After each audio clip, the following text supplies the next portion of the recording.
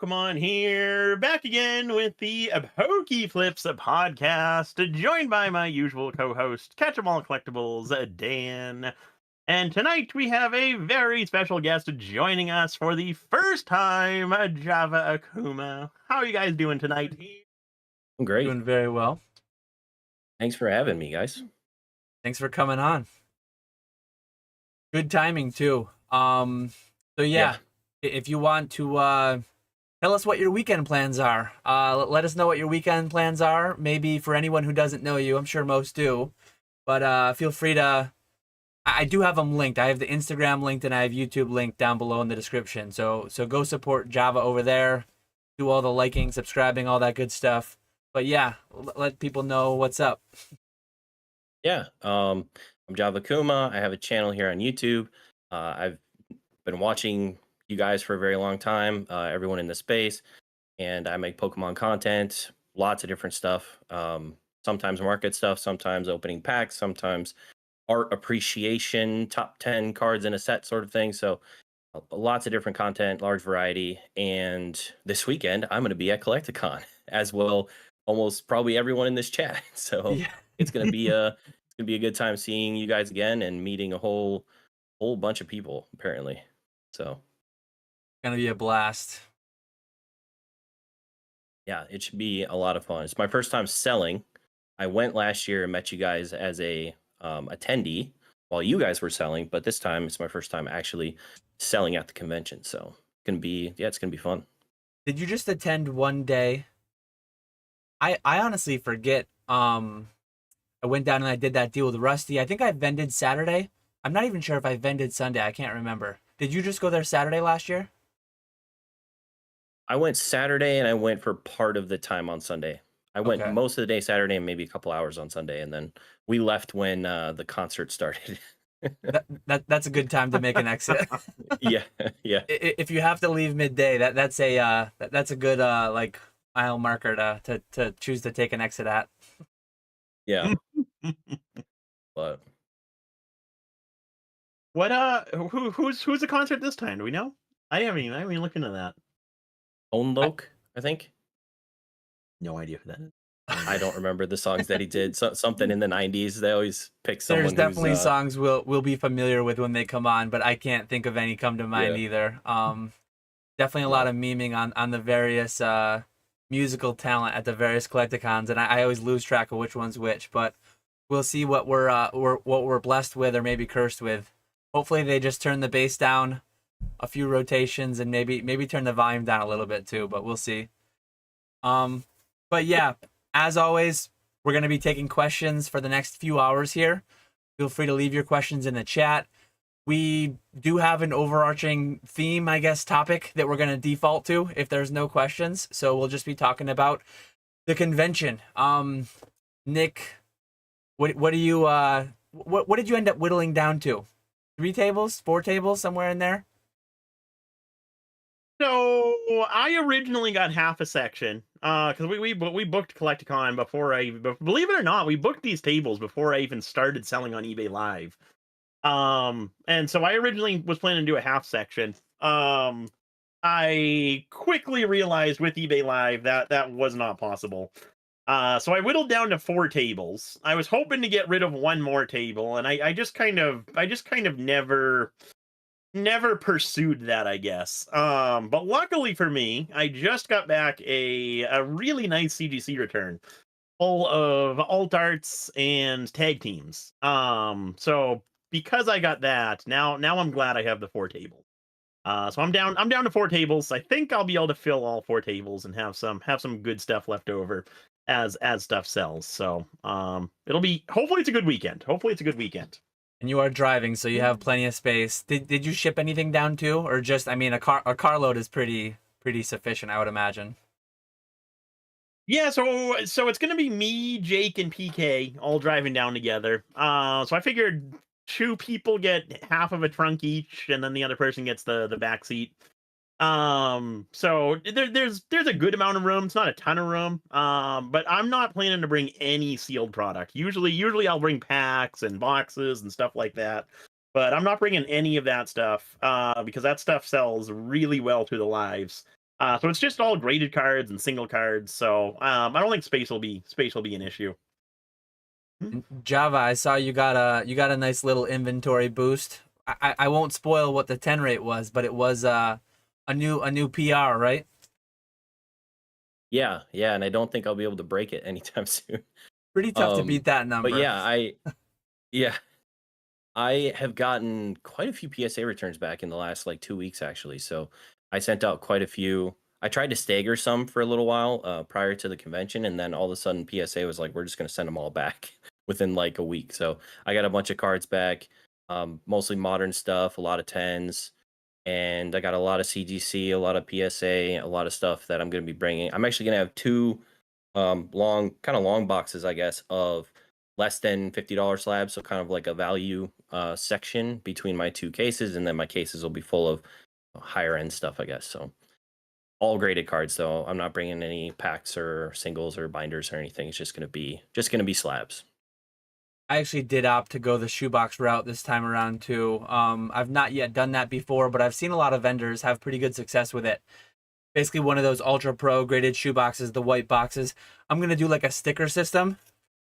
My wife hooked me up with some of these neon colored stickers, so I'm gonna have like pink is maybe $25, green will be $35. I need to figure out what the numbers are gonna be, but I think I'm gonna have like 3 different price tiers, and then I'll just do like some natural discount, like maybe 5 slabs knocks off whatever, rounding it to like a round number. So I'll be interested to see how that moves. And then That would have been way easier than me going through every single slab and pricing them. I should have thought of that.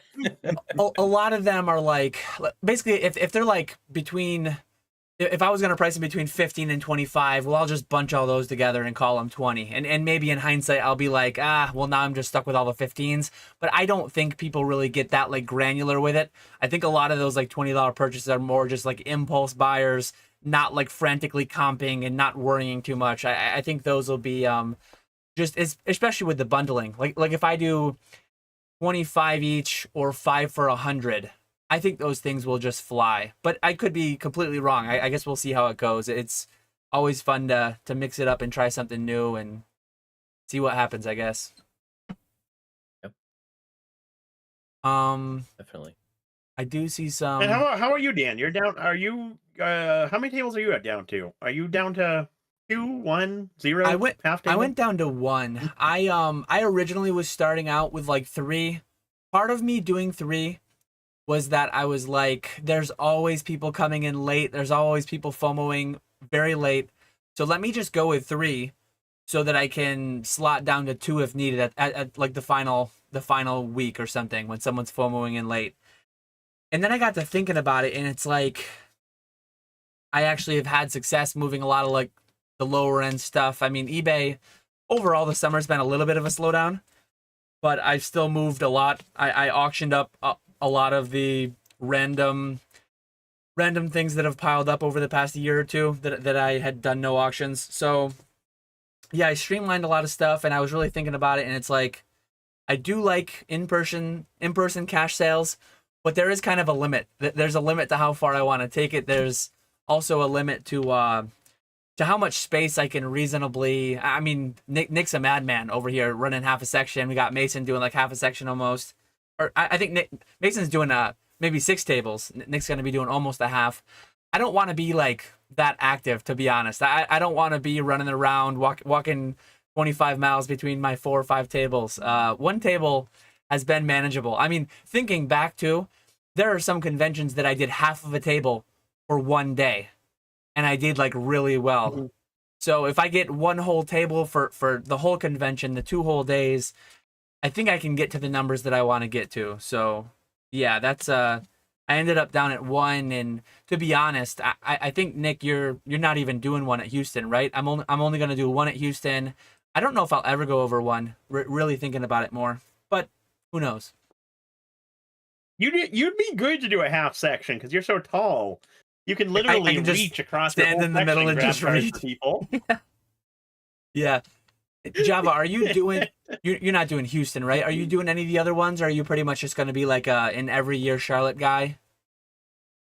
I'm not planning to at the minute. If I do, I probably won't vend. I probably would go just to have fun and hang out and check out the con. But yeah, nothing planned right now. I was gonna say I did do a little local thing here, like last month, and I had 2 tables.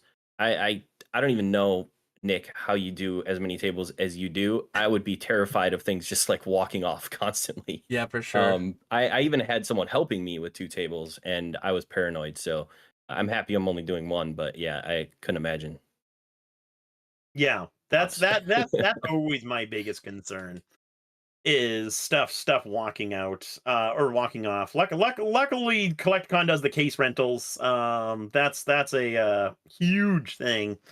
And then I usually have either like a half a table or a full table of just like stuff not in cases, and that's usually always where I'm standing. Yeah, yeah, definitely got to keep an eye. Every Yep. convention, it seems a couple things end up walking off, but hopefully, hopefully we don't run into that again. And one last thing before we get into the questions, your first one as just a buyer, an attendee, not a vendor last year. This is your first as a vendor. Did you go to any of the other ones, or this is only your second Collecticon now? This is Just- only my second Collecticon. I yeah. thought so, yeah. I was gonna go to Denver last year with everyone, and I got sick, and then so I canceled that. And then I thought about going to Florida because that's pretty close to me, the one that was in Florida this year, and I just kind of last minute decided not to. So yeah, this is just my second one, and it'd be fun. The day before I fly down, it's crazy to think back. Like when you mentioned Denver, Denver was a blast. And I remember when we were doing like the pre and post Denver streams, we were thinking about, we'll never get this many to an event again. This is going to be the biggest one. You got to make this one. And like, thankfully, Orlando was like, I mean, we filled out 2.5 sections in Orlando, seemed even bigger.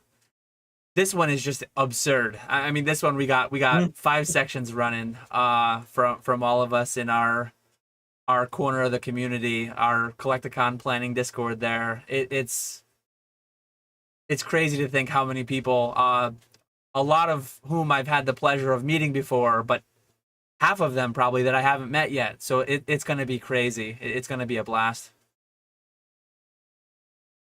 Yeah, it's gonna be awesome. Okay, I'm just scrolling looking for questions now. Hermit Man 1 says, "What snacks do you bring for Collecticon?" Actually, a really good idea that I am usually really bad at. Shout out to all the. I mean, I'm gonna leave someone out, but I'm thinking of Dallas right now. Thrifty came in. I don't have my highlighted message working, so let me fix that quick.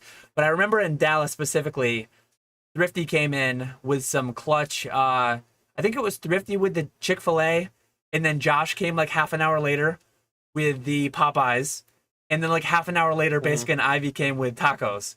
So all the people who bring all the food and Nice. beverages and stuff, you are the real MVPs. I know that my wife was a popular one coming in late morning with Josh's girlfriend or fiance, I forget which. But yeah, she came in with some donuts. That one was that Denver. I think that was Denver. So all the homies who do the food hookups they're the real MVPs. But anyways, I don't really ever think to pack like something as simple as like granola bars, crack, like anything that you can just snack on. I never really think about it, but thankfully we're usually in a section full of people.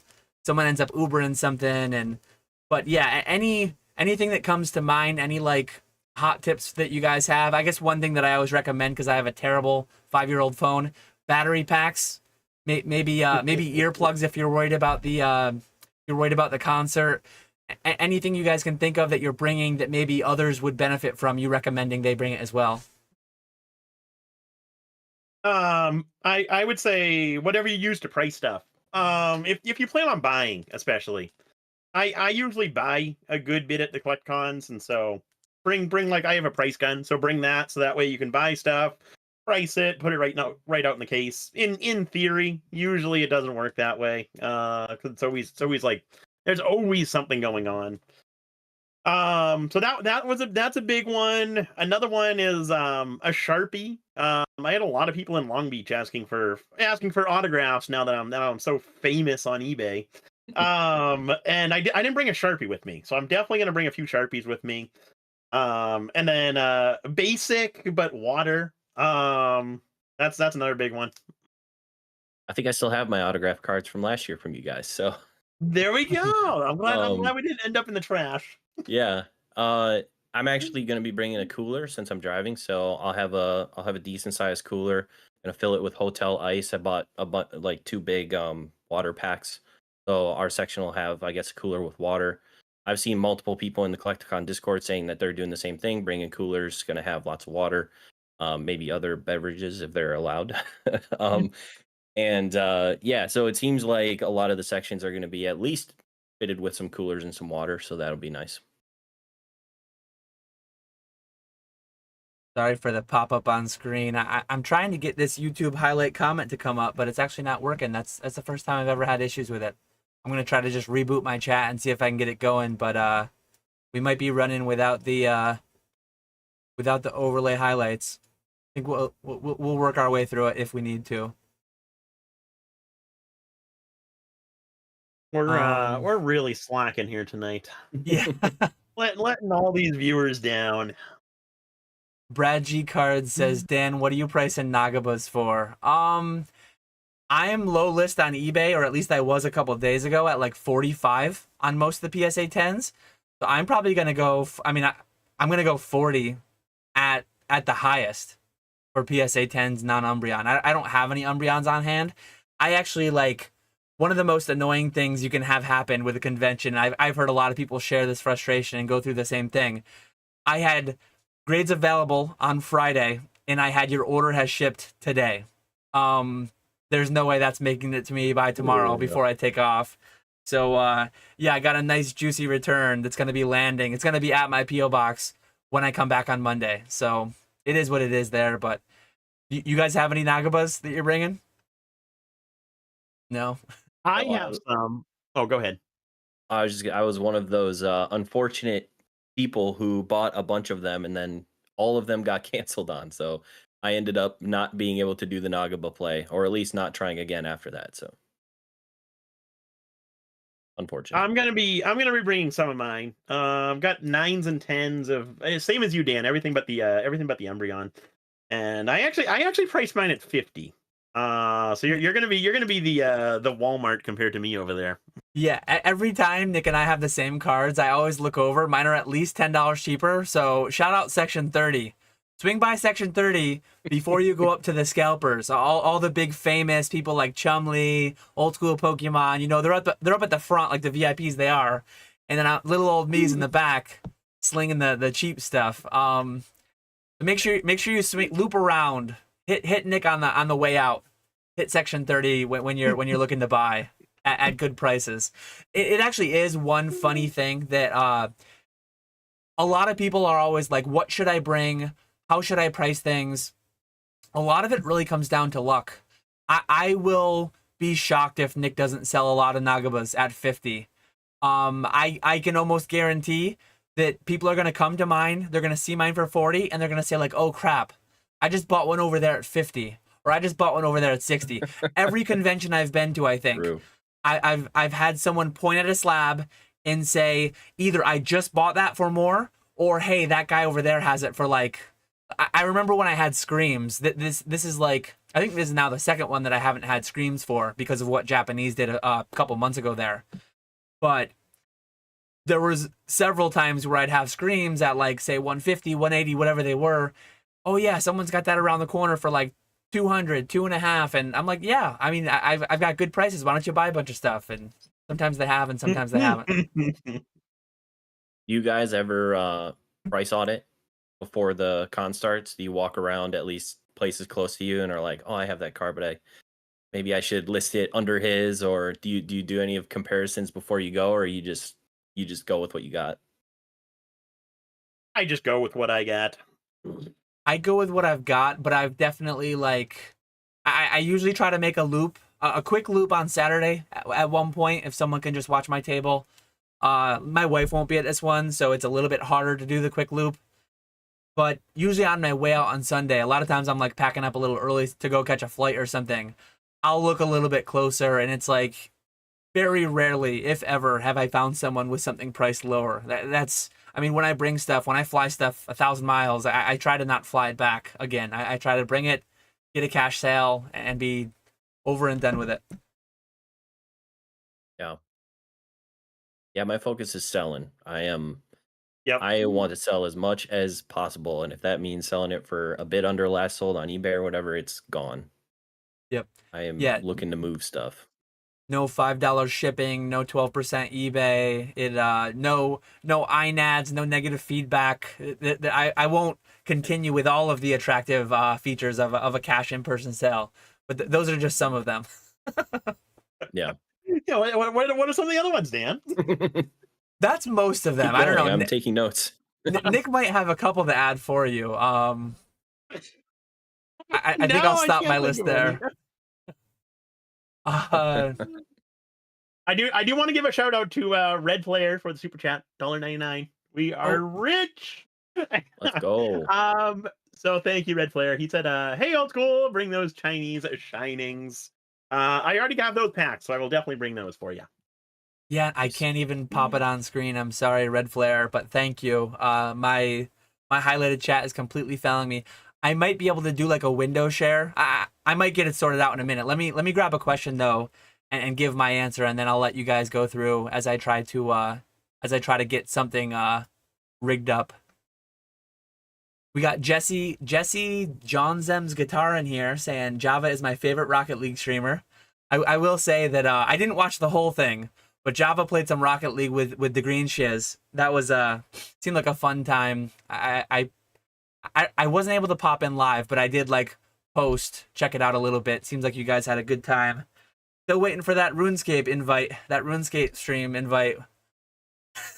Yeah, I have this idea of trying to take PokeTubers away from Pokemon cards and like put them in, play video games or something completely different.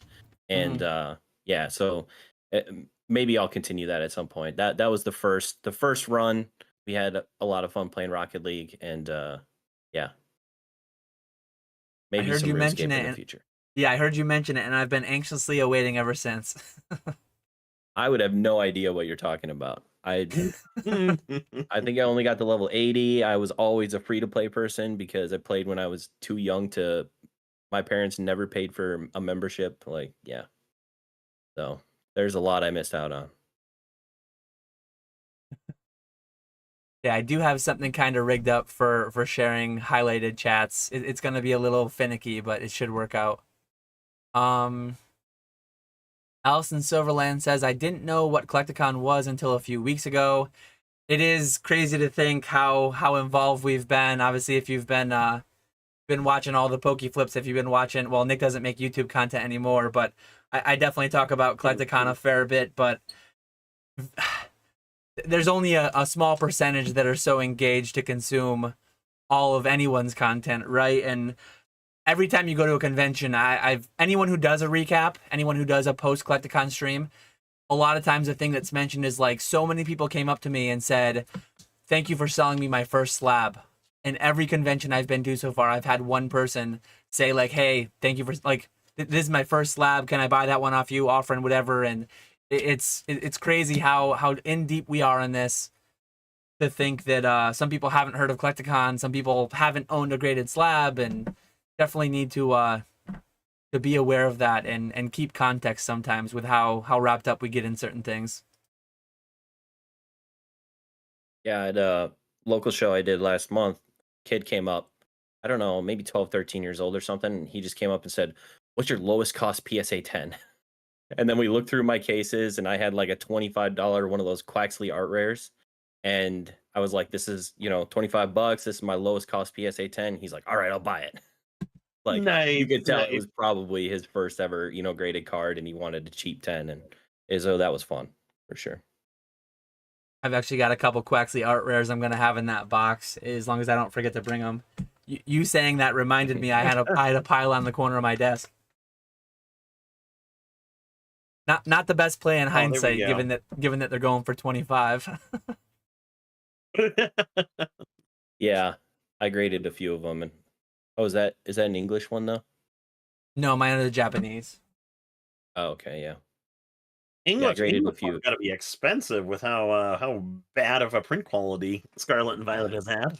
So terrible. English probably will be better. Yeah, they probably will be higher. Uh, Oh, Shug Nasty yeah, had. I hope 151 improves. We shall find out. We shall find out.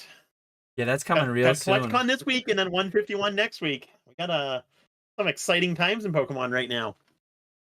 It would have been nice if like, well, it would have been hectic. It would have been hectic if 151 released like Friday, because we probably Nick that probably would have been a nightmare for Nick. Wanting to be grinding eBay lives for it, probably would have canceled his Charlotte trip if that had happened. But Oh, I 100% would have. I 100% would have. it would have been cool if the hype was like super fresh and people, because I remember when Crown Zenith came out, I forget the exact timing, but Crown Zenith was pretty fresh for, I want to say, was it Orlando? Yeah, it had to be Orlando, I think. Yes. Yep. And Crown Zenith packs were selling like hotcakes. A lot of people were ripping them. It was cool to see. We did some pack battles myself. It would have been really cool if we had that timing where we could have been ripping 151 like fiends.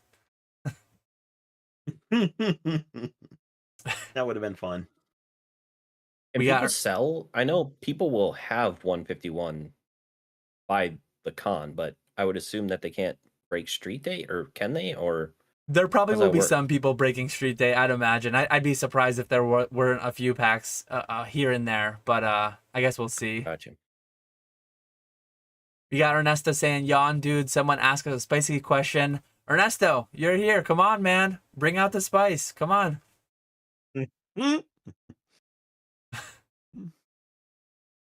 Here we go. Here's a good question relevant to the convention. I'll let one of you guys go first because I always take them all first.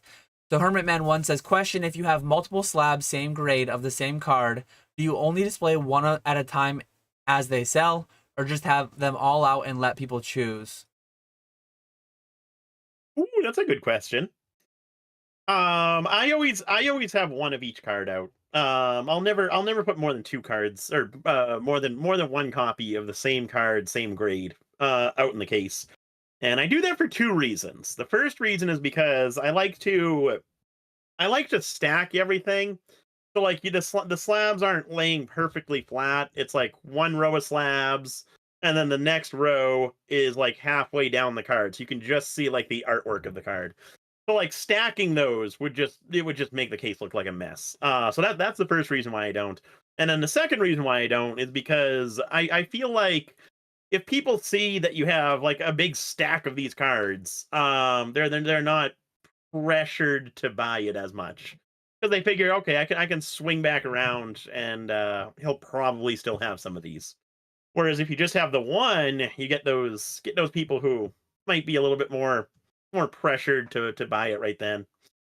Who knows if it's actually a thing? It makes sense in my head, so that's why I do it. Yeah, I do the same thing. I only have one of, I only had one of each grade. But if I had a lot of cards where it was like I had a pristine CGC and then I had a CGC Gem Mint 10 of the same card. So I would more harsher, I guess, overlap. So you could see the Gem Mint 10 underneath, but you could also see that I had the pristine on top. So it was like to show that I had both, if they wanted both, or a cheaper version, so you could see both price stickers, but you still saved that space in the case for the most part. That's kind of what I did last time, but it could make it a bit more cluttered because you have a lot more cards and you're overlapping more and stuff like that. So just personal preference, I guess. Yeah, generally I've gone the route of keeping the extras in the back, having one up there. Sometimes I'll stack a few. Sometimes if they're like asking to look at it, and they're certain people want to buy just those like near black label quality PSA 10s, right? So if I see them heavily inspecting the card, I might say like, hey, I actually have a few that you can pick from if you want to. Maybe that like hurts the chance of say, oh, he's got so many, like, there's no rush. Let me go walk around. But there's also been times where it's like, hey, I actually have 3 of them. Why don't you check them out? They are happy. They end up buying it because they're able to pick the best centered one, the one with the least whitening, whatever it may be. And actually, that ties in well with Hermitman 1's next question. Would a few cheap iPads/tablets be helpful for vending?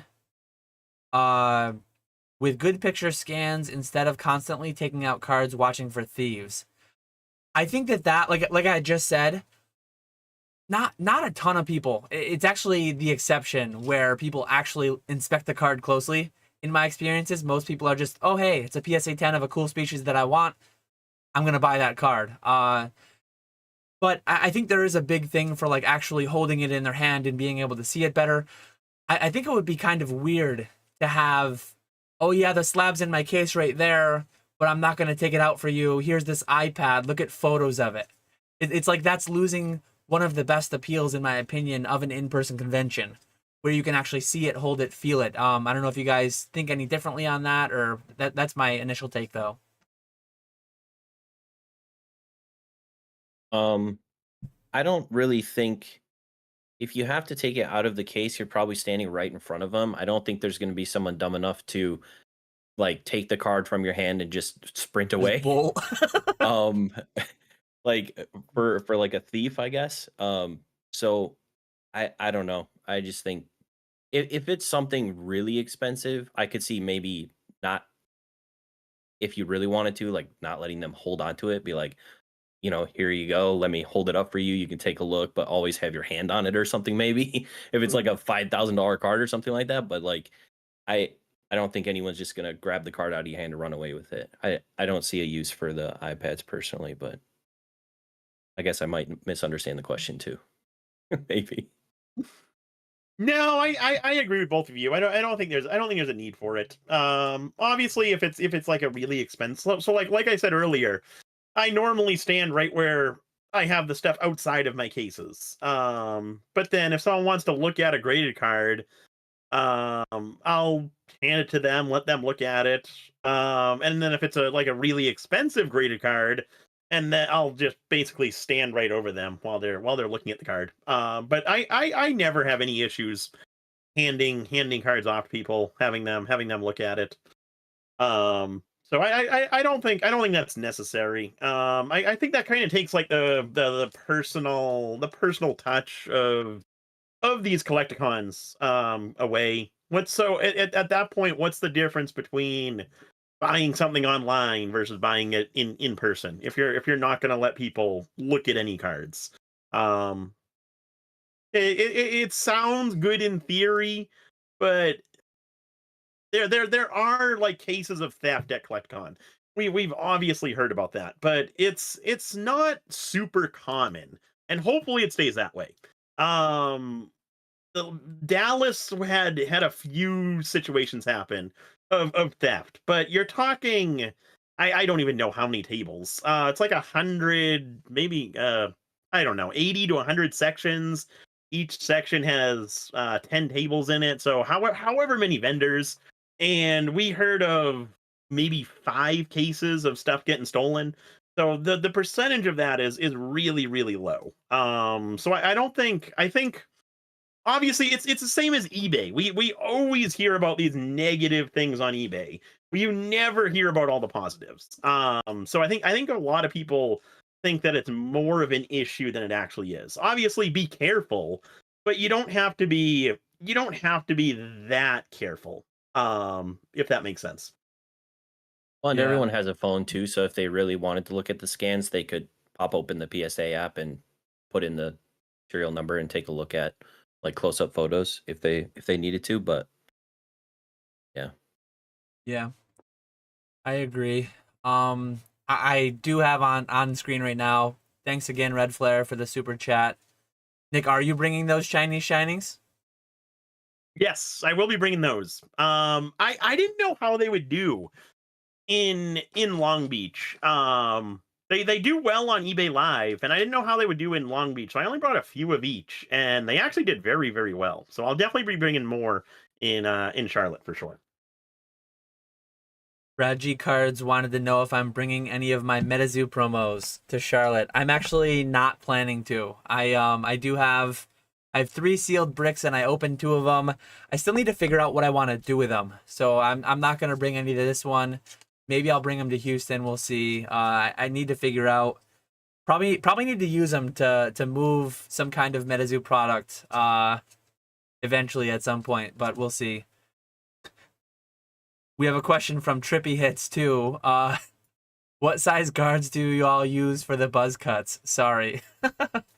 I do cut my own hair. I cut it and then my wife straightens it up. I've not paid for a haircut in a solid over a decade for sure. Definitely not since college. Nice $35 pair of wall clippers with a number 2. I might actually run that over it before I head out to Charlotte tomorrow. Yeah, the Widow Peak's been receding a little bit, so I don't even use a guard. I don't think I just shave it. You just straight buzz it, almost a bald, and then usually just wear a hat.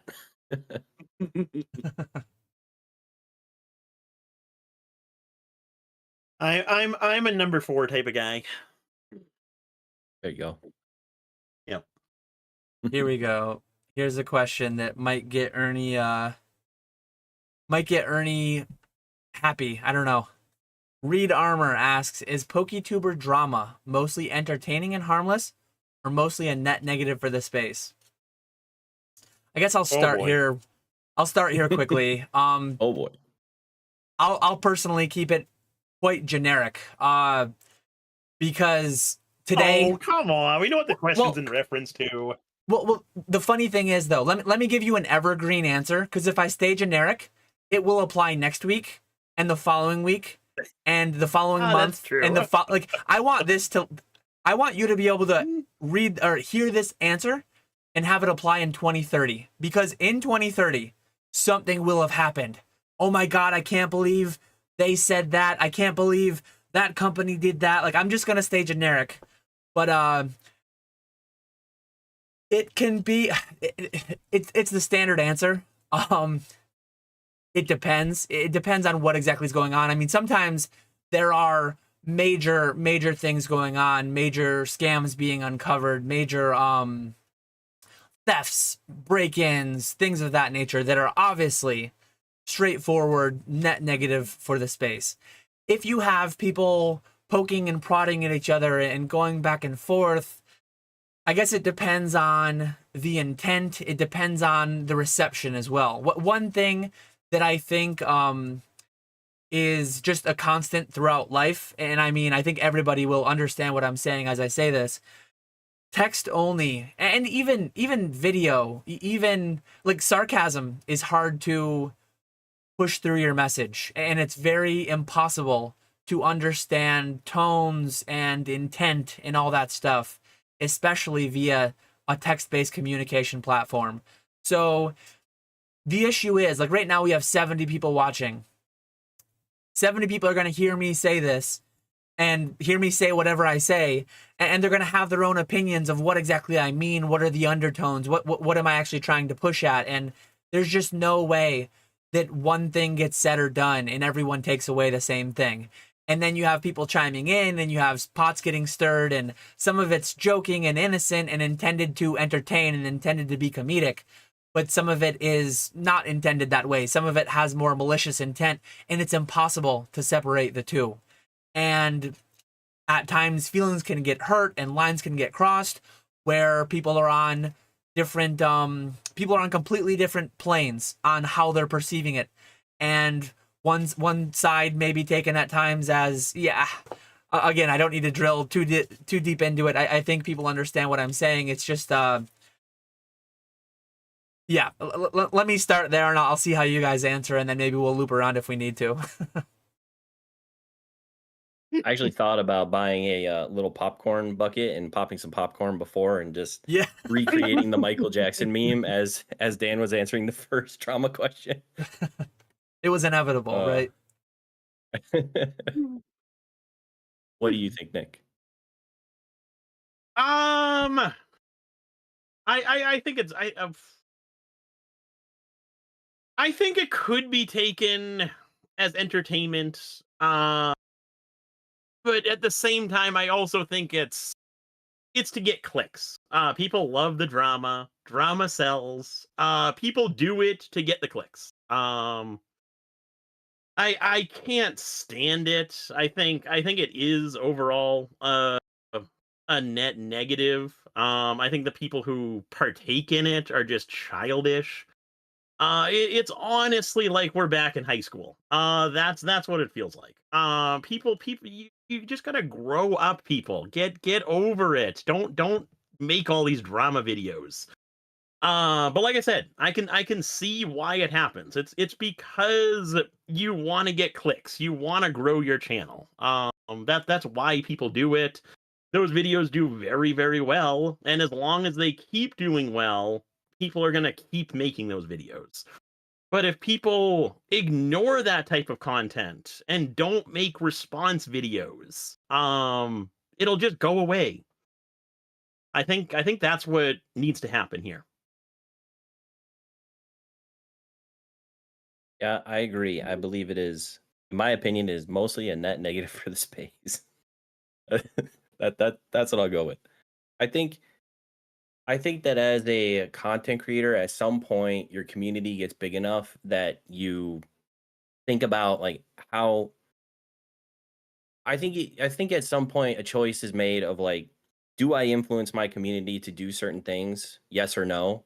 And some people say yes, I do, and I'm gonna act, accordingly. And some people say no, I don't, and I'm going to act accordingly.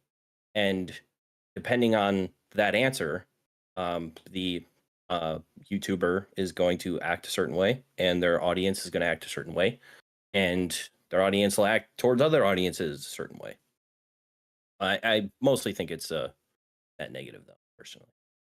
And one sad reality of just it's the human condition, as Nick said, drama just it invokes emotions and it gets clicks.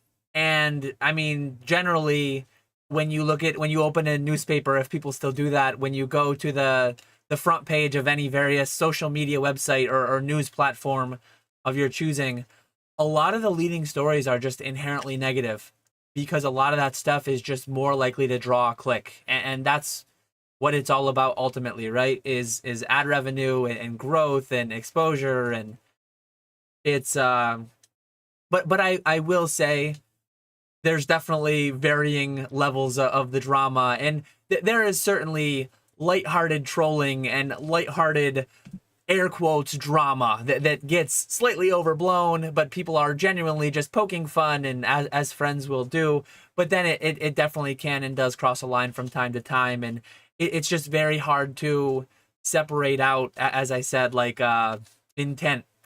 Not very hard. It's literally impossible to separate out intent unless it's plainly stated in certain instances, which it is. So yeah, that's I think that covers Yeah, it. Unless you I think it's tough as a viewer because all the viewer sees is the drama.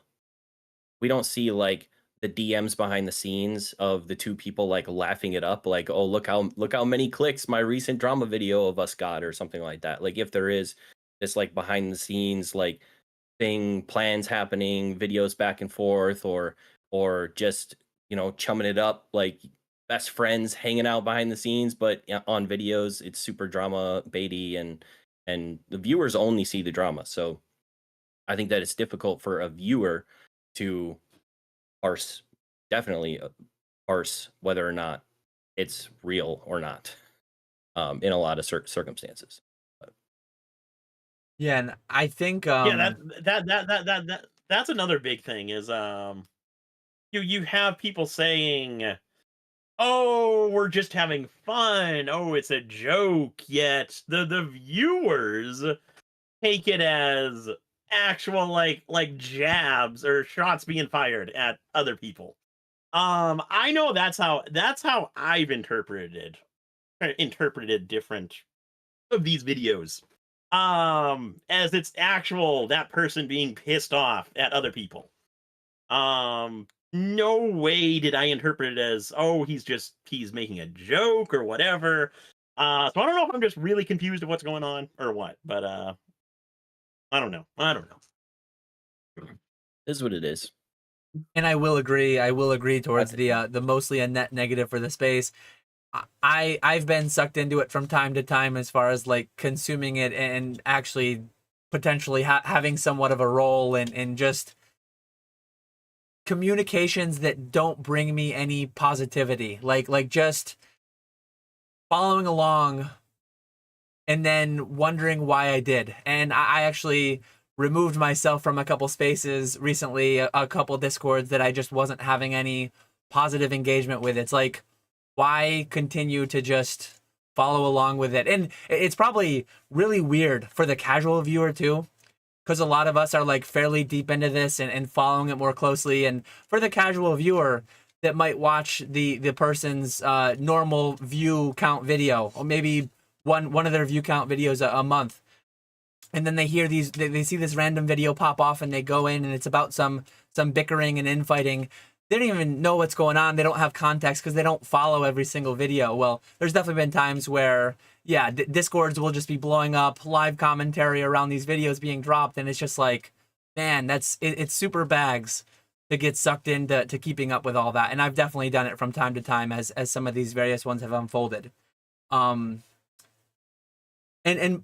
often they have no material effect on the actual business, on the actual hobby. Like, one thing that was really big, and we talked about it several months ago on PokeFlipz, it seemed like it might have been the world was ending in this little niche corner of what we do. Remember the fake PSA cases, that drama and how big that was, and even a drama that seems so big as that blows over and people forget about it. That's why I said I'm gonna start this like very generic, because next month it'll be something else, it'll be someone else, and the next month and the next month. It's just it's going to happen. And all I'll say is, like, if you're a consumer of dramatic stuff, turn on the TV. Like, there's plenty of places elsewhere on the internet. Like, let's ideally minimize the amount we have here, because everyone here are like real people that really want to go to events and have a good time and get along amongst ourselves and not be held back by these weird things going on. And it's, as Java said, it is what it is, but those are some thoughts.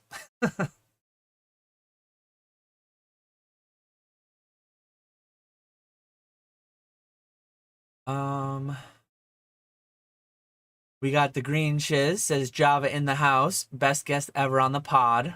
Slap the like button. Appreciate you, the green shiz. That one.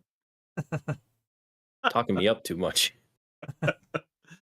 He's bullish on Java. Invest now. So here's another question from Mr. Kite. You guys plan on vending any other big cons in the future? Comic-Con is the first one that comes to mind. There's actually one in New York, so I'd get to meet ya. Me personally, as of right now, I've mentioned it many times, 3 to 4 events per year is kind of my cap. And so far, Collecticons have filled that need, filled that desire to travel pretty well. If and when I can't find enough dates at Collecticon, or if and when it seems like another one will serve me better value-wise, whether that's more sales, whether I'm having a better time, just overall, like, all things considered. Like, a lot of people ask, well, why didn't you go to Worlds? Why are you going to go to Hawaii next year? And it's all like a optimization type thing. I mean, partially optimizing for time, partially optimizing for money, and just overall enjoyment. So as of right now, as I said, Collecticons are serving me well.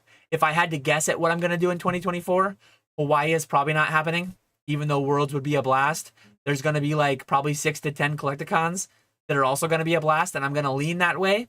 But maybe a Comic-Con will lure me out. Maybe something else will lure me. But as of right now, nothing firmly planned aside from Collecticons. What about you guys?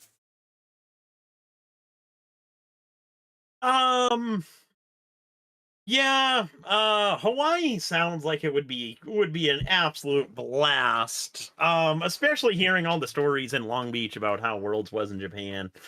That definitely got me thinking about Worlds again. So that's turned into a 100% no go, like a 90% no go, but there's a 10% chance of going. Um, but then like you said, Dan, Collecticon's really good. We kind of know those events already. We know there's going to be a good turnout. So those ones are obviously top priority.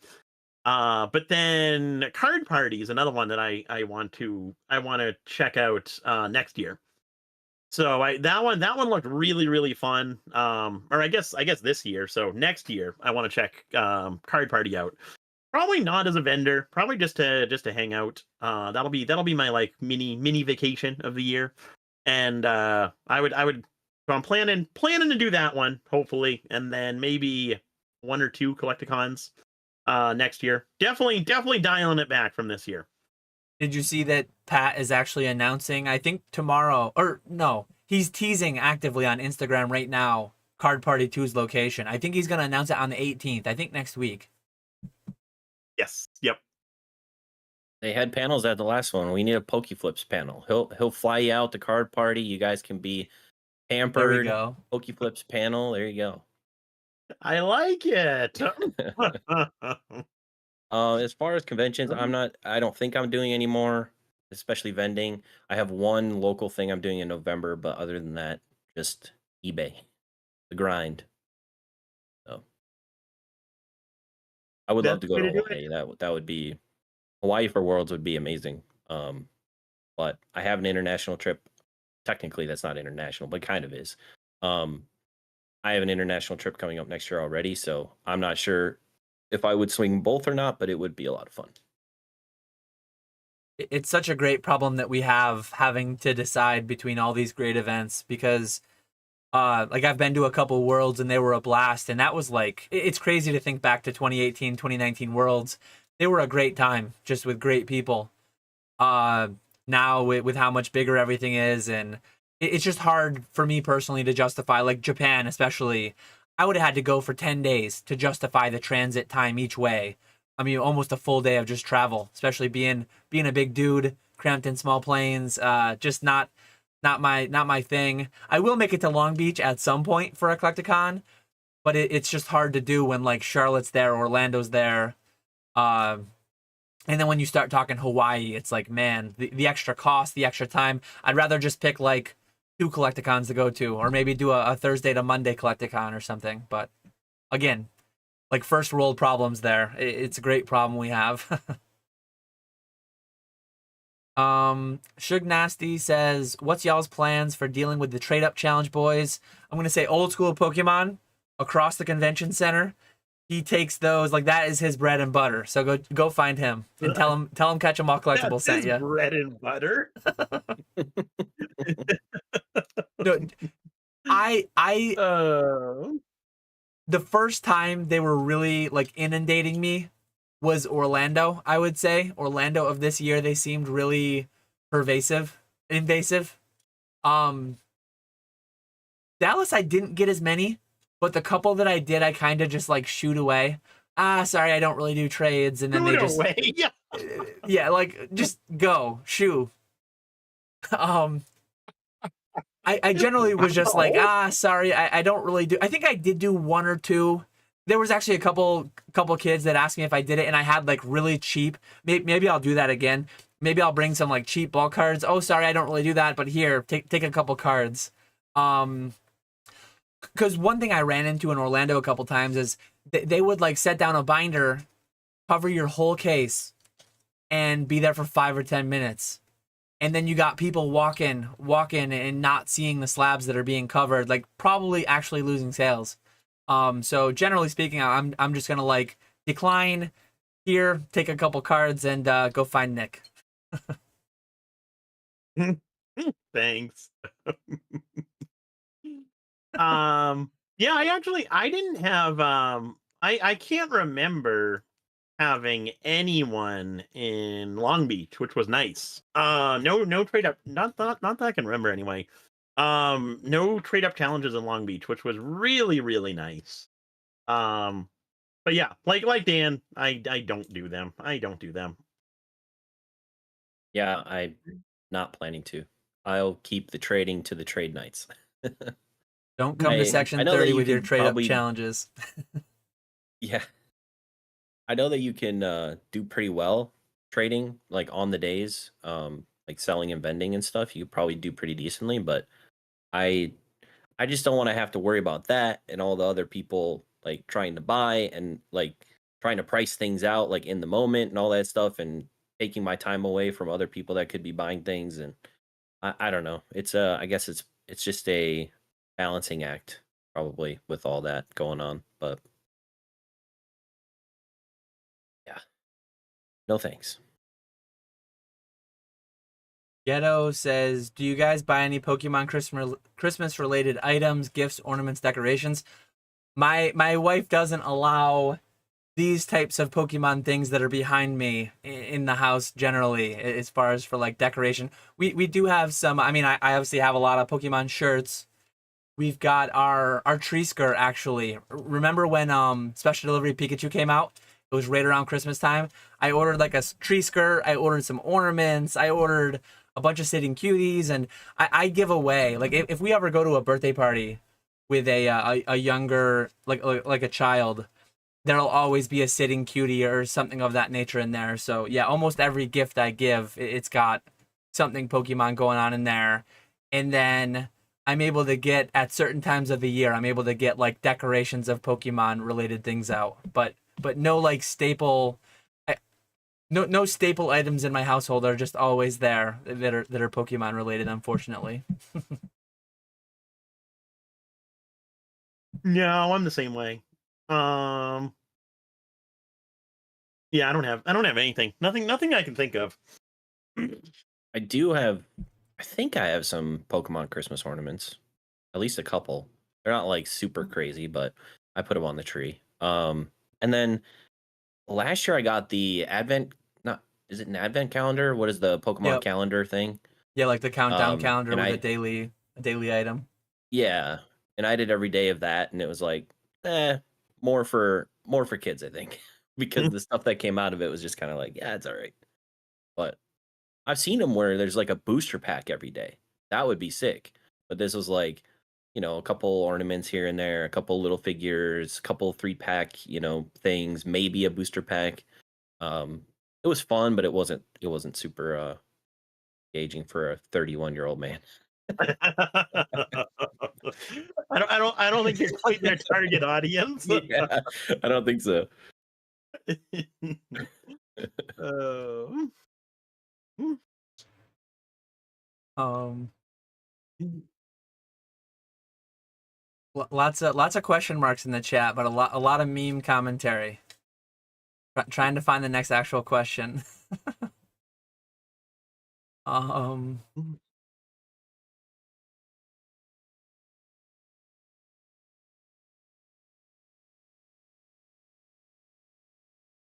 Love when Here they we put the go. big red stop signs. Yeah, I do That love helps, those that big red helps. stop signs. They really help. Shout out to the ones using the big red stop signs. Grimer collects though, very pertinent topic to a pre-convention episode. What are the most important payment methods to have as a vendor? Excited to meet everyone this weekend. I'll give you both sides. As a buyer, the universal one, I've never heard of someone not accepting cash. There are like businesses around me. Some are cash only, very few. There are actually businesses around me that don't accept cash, like they're card only. I maybe I heard one. I feel like I heard one time someone said there was a vendor that was like card only. They would not accept cash. But if you're a buyer, have cash. Everyone is going to accept it probably, and then PayPal or like credit, Venmo. If you're a seller, the biggest one that I've used is PayPal, and then next would be Venmo, I think. I actually do have a credit card reader, I've not brought it out yet. If and when I needed it to secure something big, I'd do it. But I think maybe I've lost one sale off it, like a really small sale. Most people have cash, and then the other people that don't, they can usually do. I've had Nick receive Zelle for me. I've had people take Cash App for me, things like that, Apple Pay, whatever. What do you guys think? I would recommend as many as possible. So cash, obviously king, number one. PayPal, I got one of these days I'll actually remember to set up a new PayPal account, but I like to try and avoid PayPal because I have a business account as my only one, so I don't like having to pay the fee. But PayPal as a last resort. I do Venmo, Cash App, Zelle, Wise. Mainly the biggest three are Venmo, Cash App, and Zelle, and then occasionally Apple Pay.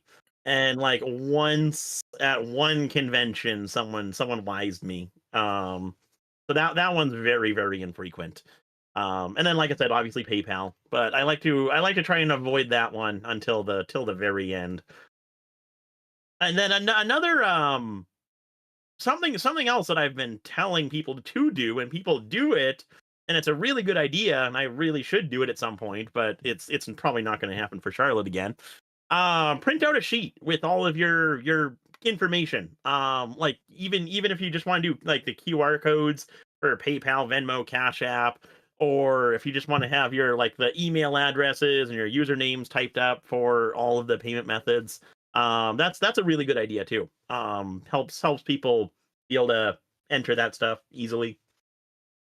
Yeah, it's really cheap to get little they're like little plastic sign holder things. You just put an 8.5 by 11 in there, and they stand up behind your binders or whatever. But yeah, I'm just gonna do PayPal, Cash, and Venmo. I think probably cover most transactions. And I had a couple people, more people this year than last year at the local event that wanted to do card, but they were able to do PayPal or one of those after I said I didn't do it. So it seems like those would probably cover most of them. Yeah. Hopefully. That or I'll send them to Dan and be like, Dan, take my payment for me on your Square. I have received crypto for people before. I have like, and I've had Nick facilitate payments for me too. But definitely being in a section of a bunch of people you know, sometimes you can work something out and get a deal done. Garen M says, question, pricing things out for a thrift sale.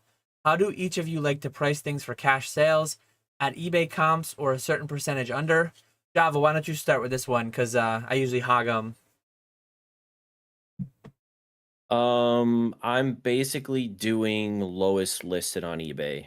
So whenever I price the items, I was lowest listed on eBay. There's probably going to be some stuff where I'm not lowest anymore, but typically lowest listed on eBay, and I'd probably take a certain percentage off because I'm not getting hit with that 12-13% fee. So lowest listed on eBay, willing to negotiate a certain percentage.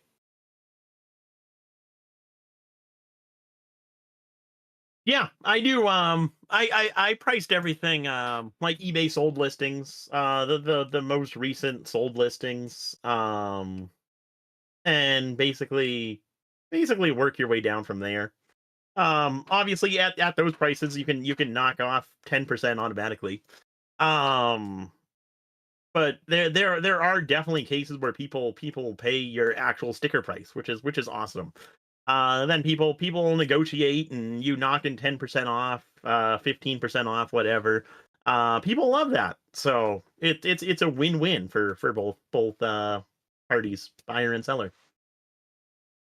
Yeah, that pretty much covers it. The only thing I'll add is I usually bring like almost like people do on eBay, and I do myself on eBay. I almost bring like a couple pieces of eye candy where I'm priced more firmly. I still will be eBay low list, but certain like WotC cards that I have, or like scarce promos, I'm gonna have some Champions Festivals. I might have an Art Academy or two. The last sold to low list is like a massively wide canyon. So if it's something that is very replaceable, I will go low list, minus 10%, very near last sold. But if last sold is 2K and low list is 8K, I might go like 6K and be firm. I might go 7K and be firm. Because that is not a replaceable card. Like it still does come down to the same things that I mentioned, like sell quickly what you can replace quickly, and sell slowly what you likely can never replace.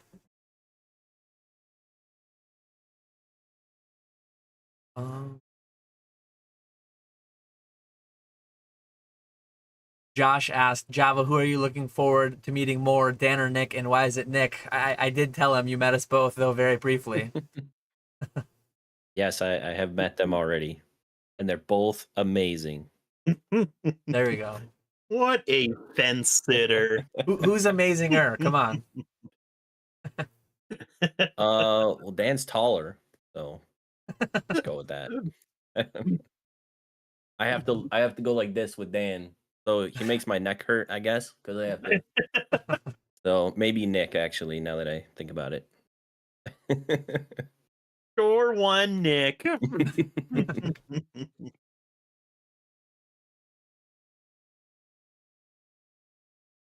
Owen Bazaar said, how much do you make per hour cutting your hair, Dan? A live stream a few weeks ago, I actually did the math on how much I make mowing my own lawn. I took the cost to purchase my lawnmower, all the gas, all the maintenance I've done on it over the years, and I approximated that I make like $50 an hour mowing my lawn. If you count travel time and all that, and then paying for a haircut, tipping, I'd probably make more cutting my hair than mowing the lawn. So, gonna continue doing that for sure.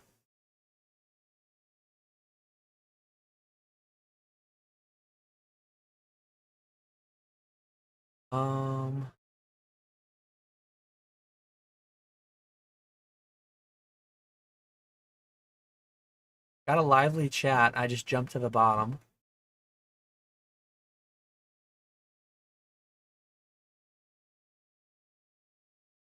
Mr. Walrus says, if you guys don't highlight my comments, I'm not coming to Charlotte. So there is your highlighted comment through the very scuffed method that I'm currently using right now. Now obligated to show up. Yeah. We got Mr. Walrus locked in now.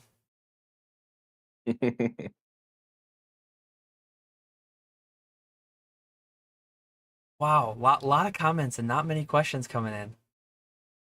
Here we go. We got questions with the stop signs. On topic as well. Thank you, Zard Lurking. Zard Lurking says, what time is trade night? Only going for Saturday, and this is my first event. I do have a few slabs and couple binders I want to bring. I do know a couple people helped them out in the chat, I think. I think it's Saturday night at the Omni, right? I want to say someone said 8:30 maybe, or maybe 9:30. Yeah, I think someone in the chat said 8:30 at the Omni Saturday night.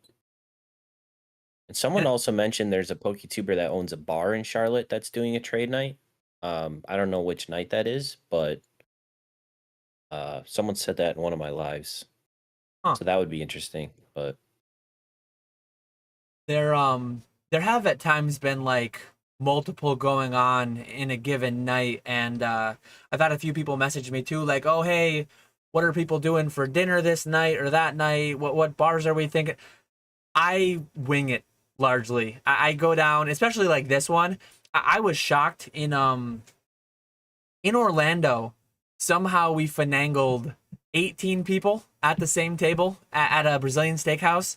We went in. Yeah. We talked to them at the front, and we had actually agreed on just splitting 9 and 9. I think we were gonna do. And then they come back to us like 20 minutes later. They're like, hey, your table's ready. We actually got you all at one. We've got 5 sections in Charlotte. There are going to be people like breaking off, doing their own thing. Some people aren't like, I remember Dallas, there was actually like a paid trade night. Some people weren't that big on the whole paying for it, getting you got the casino chips. I thought it was actually pretty cool, and I enjoyed that one, but don't worry, there'll be plenty to do. I would recommend people just coming to find us by day, meeting up with a bunch of people at the sections. we got the Power L in the back, section 30 on up. I forget the numbers that Weedle, Ray, and Mason are, but we've got a nice Power L going in the background, and Nick's up at the front with Chumlee. But yeah, there will be plenty going on all weekend long. There's going to be a ton of people there. It's going to be crazy.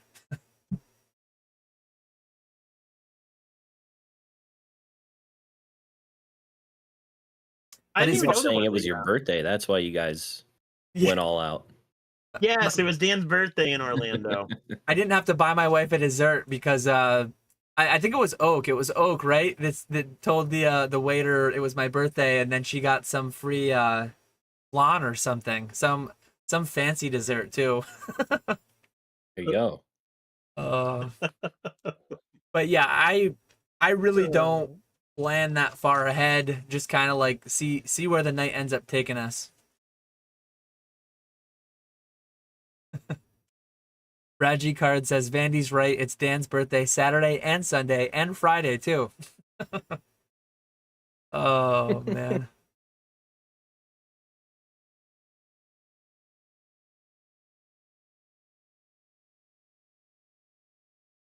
The Hoenn Bazaar says, anyone ever look into Square for credit/debit transactions? I had a Square years ago. I actually used to do a Square to the local conventions I went to with the brewery collectibles, my Stein stuff. So those were primarily cash. I did do a couple credit card transactions here and there. I could be remembering wrong, but I think at the time I had a Square that linked with my PayPal. But there's a lot of different card reader options out there. I think Square is one of them. I think PayPal has a different one now. And then I actually have one tied to my Shopify. So yeah, there's a lot of different options out there. But I'm gonna have mine. I'm gonna try to not use it though. Here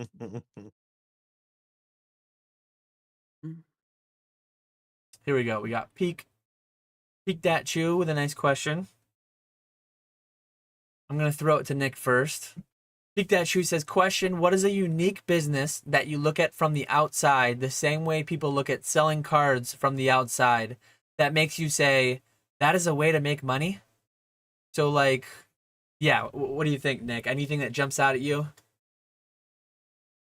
It's a tough one, so I didn't want to go first.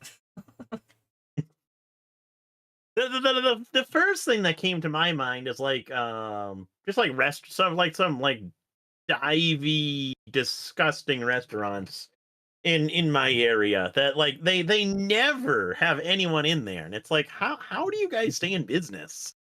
I'm convinced it's like just a front to launder money. They probably launder their Pokemon money through it.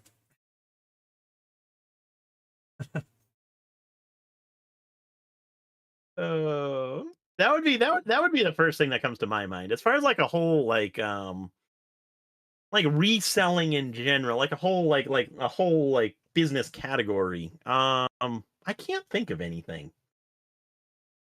I guess when I like first getting into shipping and realizing like how expensive it is to operate a ship every day. It's like how are you guys making money?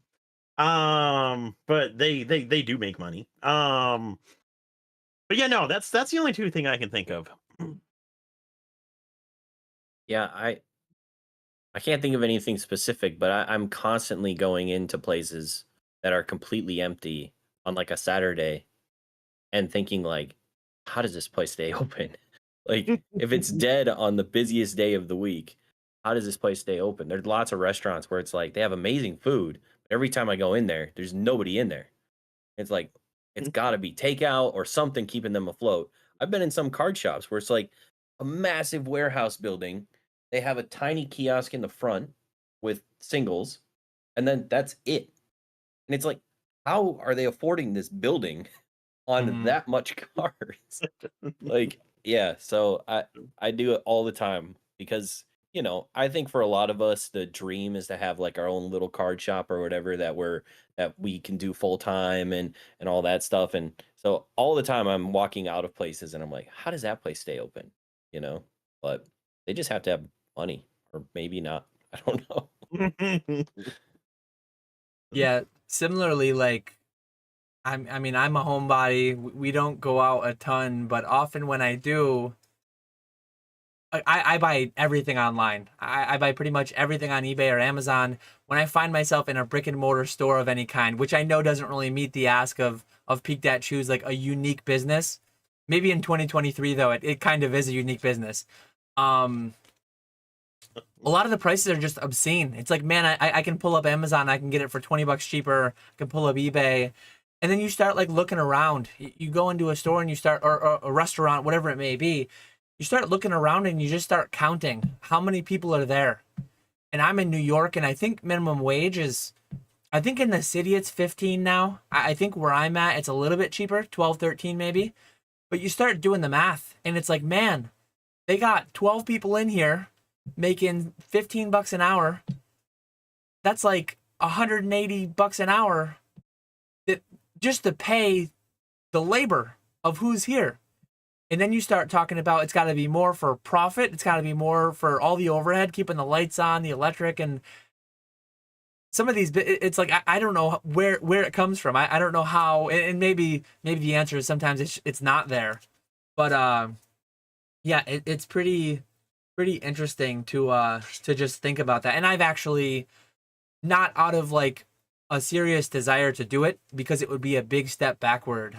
There's a lot that I would enjoy about running a card shop or something like Java said, but I don't ever envision myself doing it because I think it would be a big step backward toward like the freedom that I got doing this full time instead of what I used to do. But as just like an experiment out of curiosity, I looked at local commercial leases. I ran the numbers. You know, I got a spreadsheet for everything. I ran the numbers on like what would it take to run a brick and mortar where I live. And the numbers just aren't pretty. Like I mean, it would be able to be done, but it would like largely just be done at a loss. Like that's why I'm an online retailer largely. But yeah, unfortunately, Peak probably didn't get the exact answer he was seeking with like a unique business we look at, but sorry, go ahead, Java. One of your points, I'm not brick and mortar, but I consign a small space in a comic book shop, and I'm able to put some binders out, one little small case with a couple of graded cards, some higher end stuff, and it just operates like the workers in the comic book shop sell everything. I go in twice a week, collect money, basically, make everything look nice, sell bulk stuff like that. But the amount that I make off that, it's one tabletop. So basically think probably half the size of a Collecticon table. That's all I have. And the amount that I make off of that covers the rent of the comic shop. So it's like, man. And but that's because the comic shop is not a very nice building. It's really small. It's really cheap. The rent is pretty cheap, but just my small booth covers the amount of rent of that. Not including any of the flipping and stuff that I do for the month. So it kind of makes me think, well, maybe someday something like some tiny little building like this where it's just me and, you know, I don't need like big warehouse space but it does make me think more of how that could feasibly happen in a way that's not so all encompassing, you know? Yeah. Hermit Man 1 says, have you done or thought of doing raffles at Collecticon? Me, no. But you walk into Collecticon, there will definitely be wheels. There are definitely I actually just recently I live fairly close to Syracuse, and I was recently in Syracuse, and there was a card store that I stopped into. They had like pay $10 to spin this wheel. And there were certain things on there, like a Pokemon collection box, which is like 20. They had certain things that were a win, but when you started doing the math, like looking at the circle, and then roughly calculate, well, that's about 1/16 of it. If you did the EV of that board, it was not very high because a lot of the things were like one booster pack. So you're paying $10 for a booster pack of like Scarlet and Violet or whatever. Those will be at Collecticon as well. Like people will, I just don't do it. I think not that anyone is going to be there policing it, but a lot of those things are probably not even legal. I mean, a lot of those things are probably not even legal in the states or in the counties or in the towns that people are doing them in. They're not legal to be done on like Facebook. That's why people call them waffles or razzles or whatever they call them. They're just not ideal. And some people might say, I have publicly talked about like the mystery slab listings that I have. I think there's a very big obvious difference between those kinds of things where you might get anywhere between a $15 to $25 retail value slab for $20, or say a $10 to $22 retail value or ask value, maybe not retail value. But when you have a wheel that has things that are worth multiples of what the buy-in price is, and then most of the wheel is worth a fraction of what the buy-in price is, that is where you just really get into like straight gambling, and that's where you get into more like the whole legality side of it. And I'm just personally not going to touch it myself. I agree. Yeah, 100%, 100%. Here's another good one. Owen Bazaar asks, do you find most buyers buy emotionally, or do they sit and comp on eBay in front of the booth? If I had to put a percentage to it, if I think here, probably 75%, probably 3 out of 4 transactions are just like sub 1 minute. There might be light negotiating. It might be like, hey, you've got 100 on that. Will you take 90? Boom, done. Only 1 in 4 maybe, and that might even be a little bit high. It might not be that many. Maybe 1 in 4. They ask to see the card. They look at front and back. They're trying to see, is it like, oh, could I upgrade this 9 to a 10? Is this a strong 10? Whatever it may be. They ask more indirectly about the price and if I have any room, and they, oh, well, here's the last 5 sold, and here's this and here's that, and depending on the card, depending on how bad I want to sell it, sometimes I entertain that, sometimes I don't. But yeah, probably if I had to do a split, 75% are just like fairly straightforward and quick, and then maybe 1 in 4 are a little bit more in depth, like, oh, the last sold was actually this, will you take this? And what about you guys? Any different percentages you've seen out there? I think that's fairly accurate. I might say the people checking comps and doing that type of stuff is a little bit less. But I would say that's fairly accurate. I do think the vast majority, or the majority of people are people who come up to the booth. Oh, that's a cool card. Would you take $10 less, $20 less, whatever the price is? And they just buy it on the spot there. It's definitely the minority of people who are on eBay checking prices, all that stuff. Yeah, at the local shows I've done, I haven't had a lot of comping. Mostly it's they pick out whatever cards they want. We add it up to like 120, $150, and then they say, can you do 100, or can you do 125, or can you do? And then it's like it's an easy yes. It's like, of course, like give me the money. Give me the money. But yeah, it's I haven't had, especially at these local things, you don't really get like the serious collectors like you do at Collecticon probably. So there's really not a whole lot of negotiation. It's they see a Pokemon that they like, they have their dad there. They're like, hey, if I do extra chores this week, can you buy me that $40 card? And then dad buys the $40 card and they walk away. And that's all, that's all she wrote. So yeah, not a whole ton of negotiation at the like little local things. That was one thing I was going to add. I think it's likely very different at different value tiers. I would presume that as the price goes up, generally the comping, the negotiating, that kind of stuff goes up as well. I mean, that feels fairly natural. So if you've got a lot of higher end stuff, and generally speaking, I said overall maybe 3/4, 1/4. If you're talking about $1,000 plus cards or $500 plus cards, it might be half the time. Like it's significantly more. Maybe there's even, I mean, if I was doing a $5,000-$10,000 card sale, I would that would be presumed to happen. So yeah, I expect that to scale a little bit with price. If you're selling $40 Nagaba PSA 10s, if you're selling $20 Quaxley ARs, things like that, that's probably just going to be like boom, done and over with. So yeah, as price goes up, expect the work to get the deal done to go up slightly. Yeah.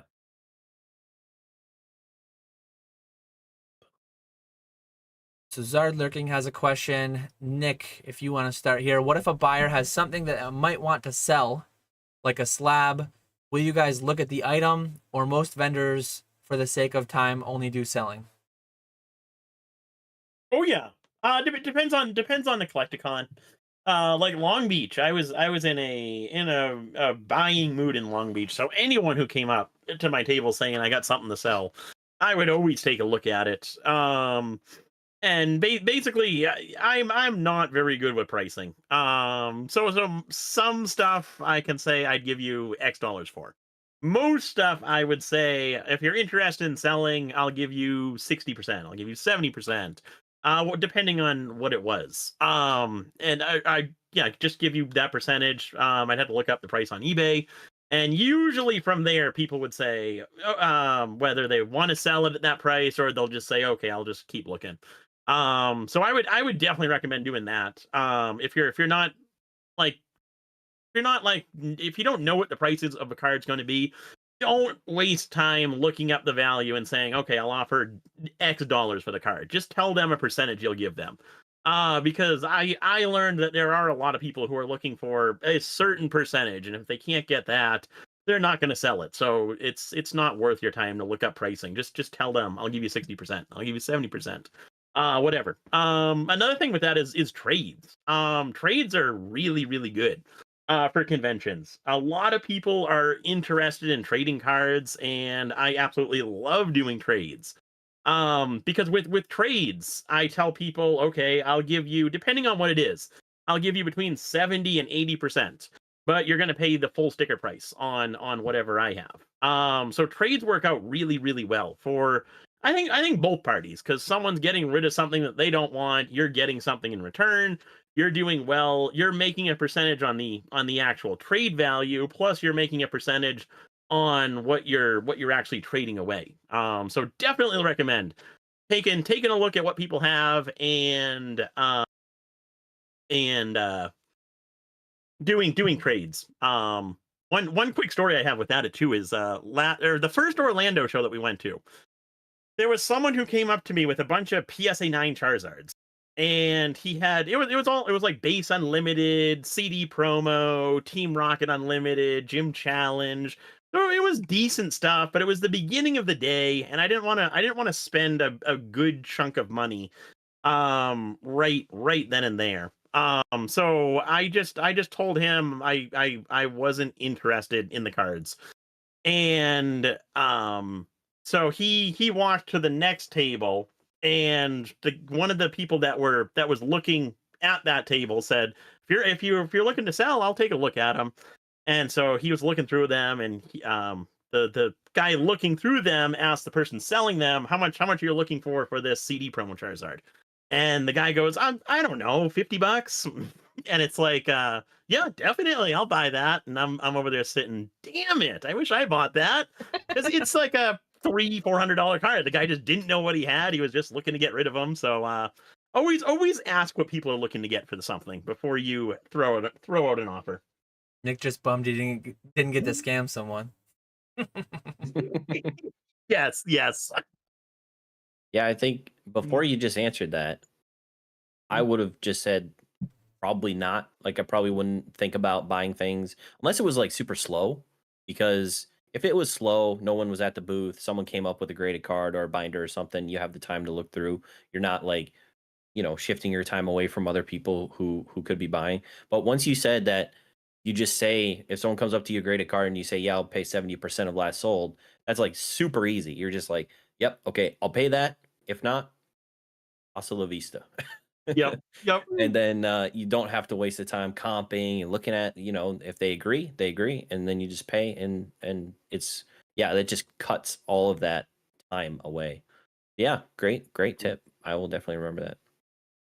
You got to watch out because someone's going to hear all that, and then they're going to spend their Friday before the convention doing a bunch of fake transactions on eBay so that Nick will pay 70% of those recent buy it now sales. Oh yeah, Nick, you're paying 70% universally. Just, oh yeah, hey, look, all these actually happened to sell yesterday within the same hour. So I'll just take 70% of that. I do have a question about that. What if someone brought you a Japanese mid-era holo that recently sold, buy it now for 200 and auction for 49.99? I'm paying 70% of Me, I would not buy 49.99. those. eBay Live people do not like mid-era cards. Yeah, I would want to specify I'm going to pay like 70% of the last couple auctions averaged. I don't want to be paying 70% of buy it now when the buy it now auction spread is like 2x or something, because that can get dark real quick. Yeah. I've done trades here and there. I've done some straight up buys.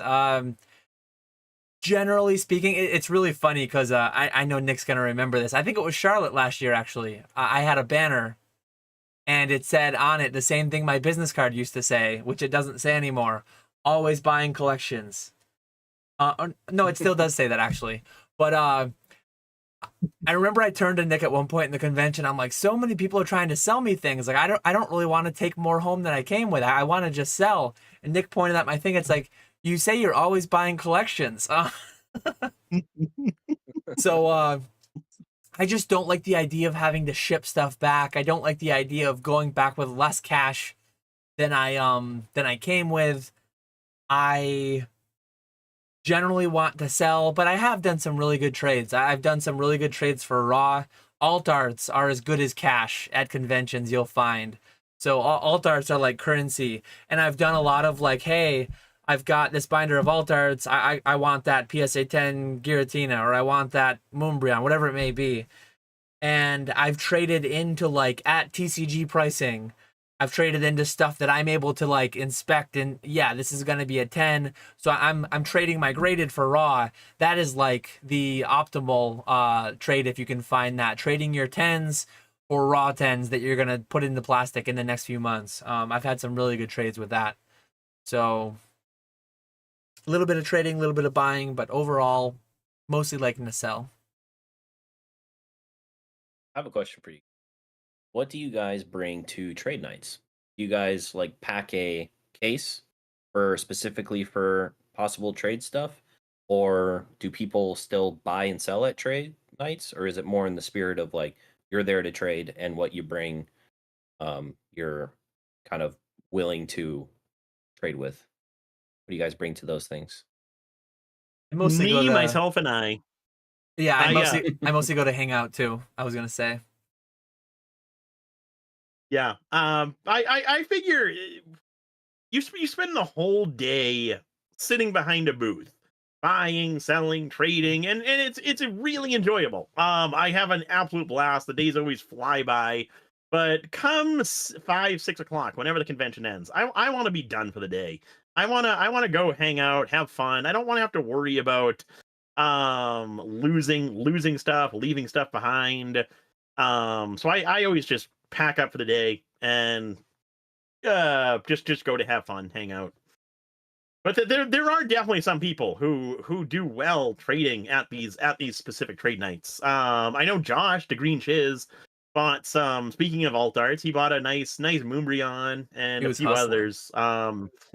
At the trade night in Dallas, and I don't know, did he ever? I don't think he ever did a video going over. Maybe he just hasn't gotten them back yet. But I don't think we've gotten the grades for those cards yet. But they look like 10s, and it seems like he's going to do well with those. Mm-hmm. Yeah, I think I'm on the same page as Nick. Like, we vend all day. If I were going to an event, like not vending, I could see a strategy being going to the convention to buy and then going to a trade night to sell. Like if you don't have a table during the day, some people do, like the case I have behind me, the Zion case. Some people do. They set up camp at like a table. They've got their wares spread out in front of them, almost like they vend a trade night. I've just never really gone that route. I'm mostly into like IPA mode at that point and just trying to hang out and socialize more. Makes sense.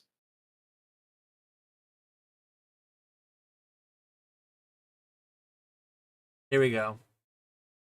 The Pokemon Stevens talking about death piles. Pokemon Stevens says, question, Dan/Nick, can you guys explain the importance of breaking even and moving on from dead product?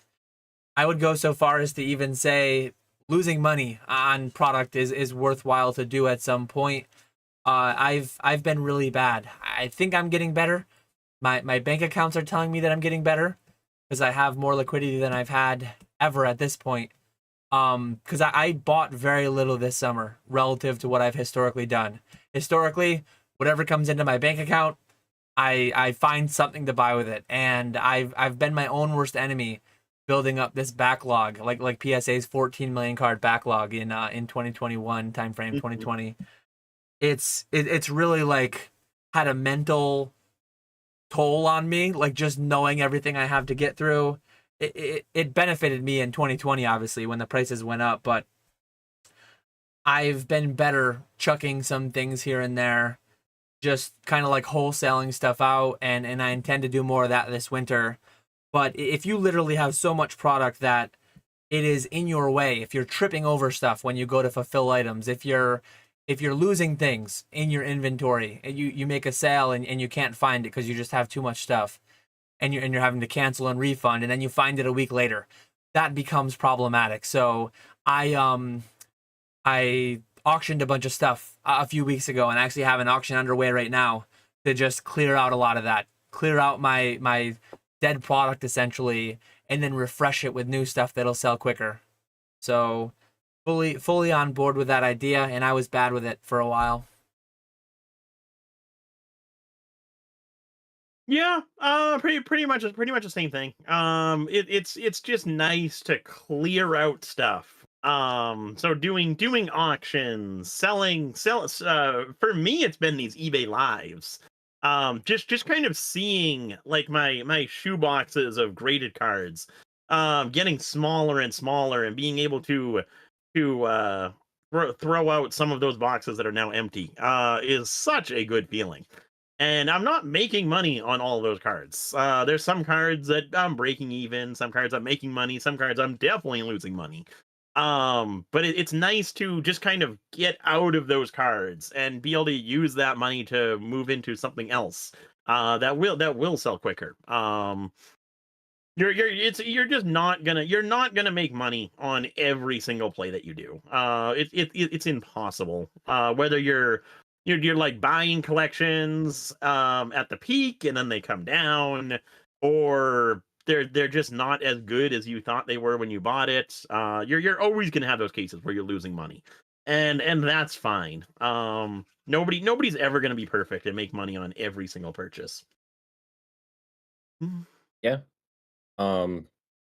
Sometimes you buy things that you think are going to be good, and then when you get them back in PSA 10, they're $20. Like those Quaxley art rares we talked about before. It's like, well, probably going to lose a couple bucks on those, but it's good to just move them.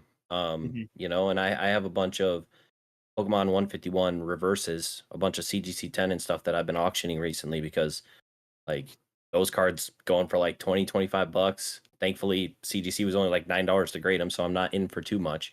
But those are definitely not going to be money makers, and I want to move those as fast as possible because those are not going to be solid over time. So I've been leaning into auctions more often recently to just get out of certain things for sure, and probably will be more between now and the end of the year just to move stuff.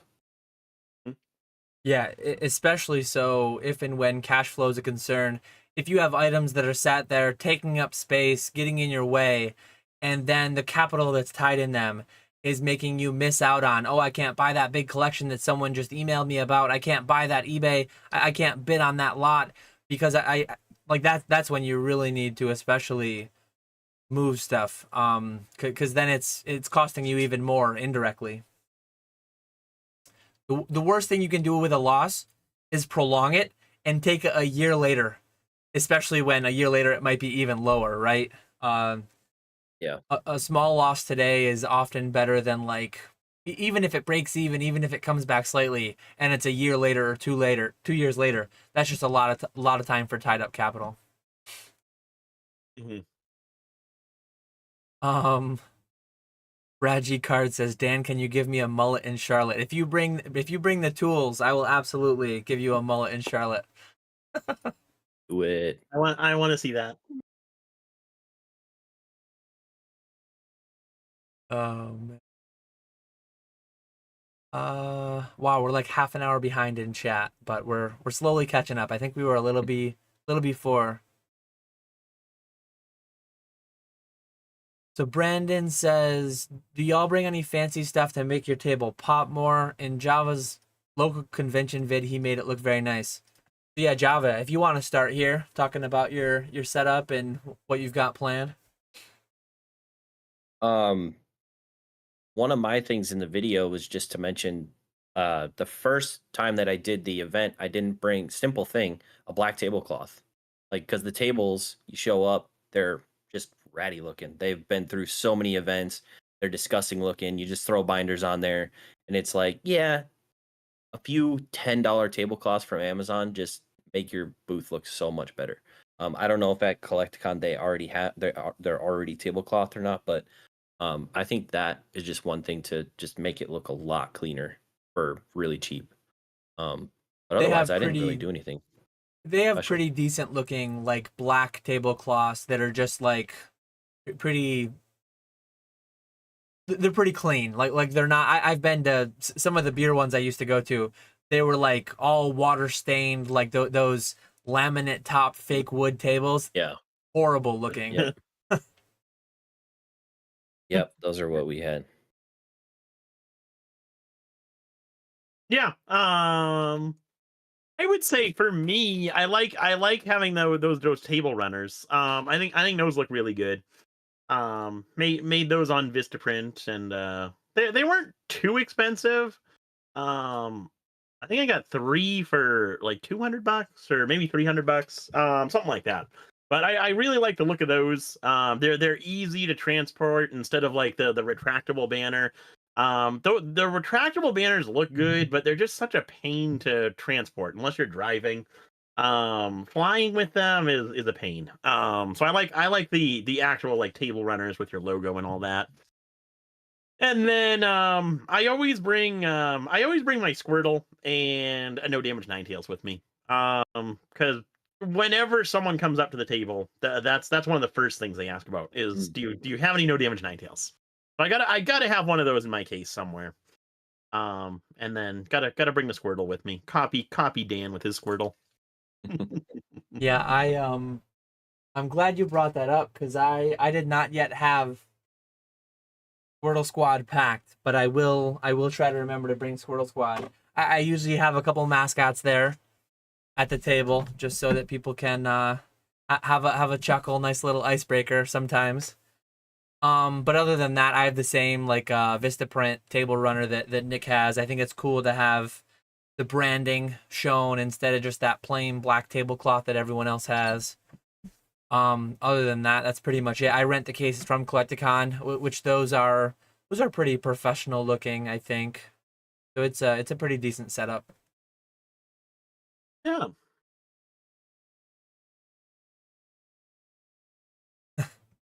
Chug Nasty says, question, Mason is pressuring me into being his middleman in Japan. Should I do it? No, you should be my middleman in Japan. Make sure you get paid.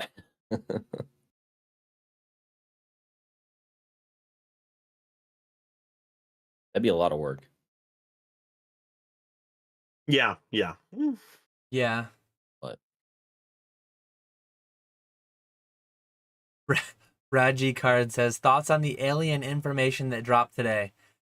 That thing looked like E.T. That thing looked like an old movie prop from the 80s. I didn't That's look how at you it. can confirm it's aliens. Yeah. Uh, ET must have crash landed. I'm down with there being aliens. I just don't know if they've been here yet. But I want them to exist. That'd be cool. You think Except you that they do destroyed our planet. until they destroy us. Yeah, what the Fermi paradox? That would not be cool.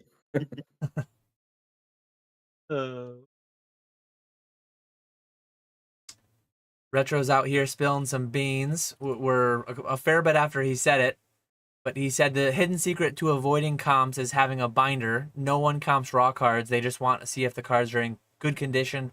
That's about it. So that's Retro's recommendation for avoiding comps. Just have singles in a binder. No one's going to price them. They're just going to buy them if they're clean.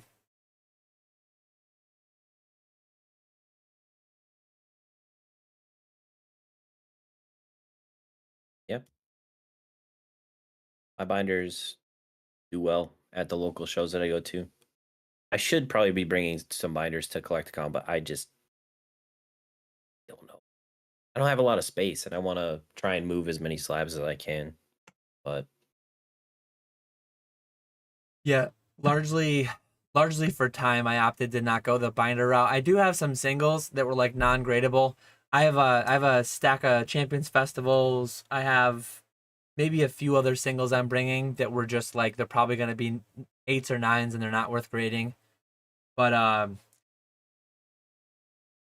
mentioned it before, but I chucked a lot of my raw stuff to Troll and Toad. My last chance to send to them a few weeks ago. I can't send to them anymore. So maybe for Houston, if I hear a lot of things about binders killing it again, because I have been hearing that, maybe I'll end up doing one for Houston and making it more of a regular thing.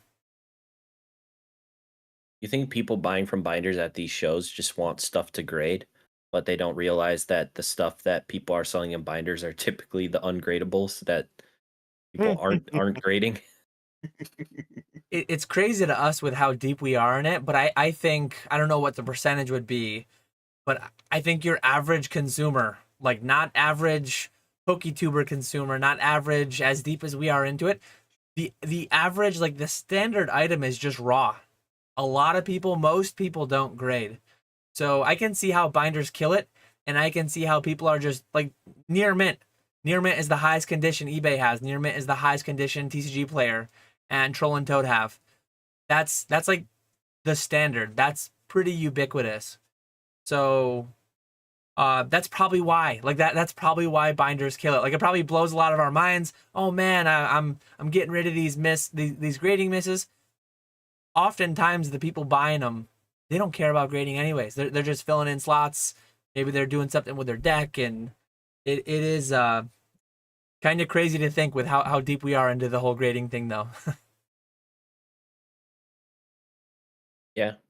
No, there definitely are quite a few kids that play against their what I've noticed at the local stuff is like parent child both into Pokemon, both play the game with each other, against each other, both building decks together. Like it's a really cool thing to see multiple generations enjoying it together. It's really interesting. And there's definitely people who are just buying raw because they either want the card or they're collecting a binder's worth, or but yeah, I did tell many people because they would peek at condition and I'd just be like, these are binder cards. I didn't grade them. I have a bunch of graded cards. I didn't grade them on purpose. They are more binder cards. And usually they'd be like, oh yeah, I just like the card. It's cool. It's like, okay, cool. It should be fairly obvious. I guess that's a pro tip. If you're going there to source cards, if you're at a vendor and you look down two of their tables and it's all slabs and it's all like alt arts and it's all like Celebrations Charizards and Nagaba Eevees, and then you see binders over here with the same cards, those are not going to be 10s. Like those are probably not going to be 10s. Definitely that's like a good context clue that you can use if you're trying to source. But that said, like there's a lot of vendors out there that they have a lot of cards. They have a lot of binders, maybe some 5 rows. They have a lot of like cards and card savers or top loaders. And they have not a single slab. And I know a lot of people who have done good work sourcing a lot of raw gradable cards at these conventions. And it's great because you don't have to wonder. You don't have to look at pictures and wonder if there's a missing dent that you can't see. You don't have to. I mean, you just have it in your hand, and you can pre-grade as you normally would. Yeah. Here we go. Next question comes from Mr. Kite.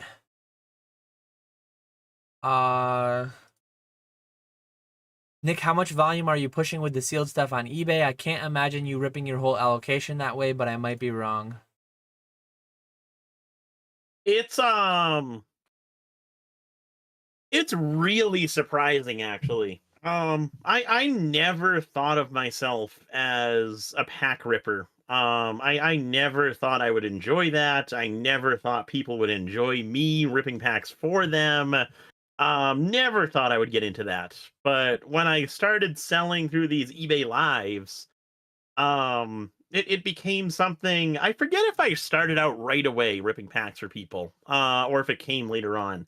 But it became something that very quickly grew into a good portion of my stream, to the point where now I typically run about 2 hours worth of auctions every night. And then after all the auctions, I'll get into the pack ripping, and I'm live for another 2, 3, very rarely 4 hours, ripping packs for people. And it's not like I'm sitting there talking to the chat for 20 minutes and then ripping someone's order. It's a steady flow, 2, 3 hours, every single night, ripping through packs. So it's a good bit of packs that I'm ripping through. I've been really surprised by it. So it's been going well, and I'm actually reaching the point where I'm starting to get low on booster packs. I had a ton of like Scarlet and Violet base, Paldea Evolved, Silver Tempest, Lost Origin, Astral Radiance, and now it's getting to the point where it's like, okay, now I got to start looking into getting more packs at some point. Because I am starting to run low on all that stuff. So it's been going really well. I really do enjoy it. Just to give you a quick idea. So this trash bag right here, I did a dedicated ripping stream last night. So I was live for 4.5 hours just ripping packs last night. That whole trash bag is pack wrappers from last night. So it's pretty wild, actually. You still do the mass openings of all the cases and stuff as well, or with the waning condition issues? Are you leaning more toward just ripping everything on eBay and not doing those mass personal pack openings for like grading and stuff like you used to do?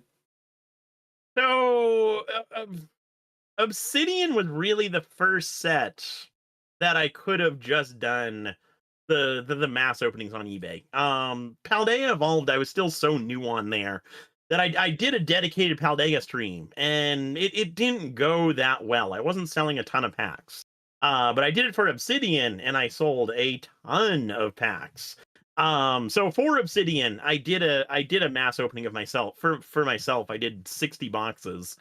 For 151, I'm torn. I'm gonna open some of it and see what the print quality looks like, and if it's a good print quality, then I'll open a decent bit for myself. But I think for 151, I'm gonna keep most of it sealed and just sell packs.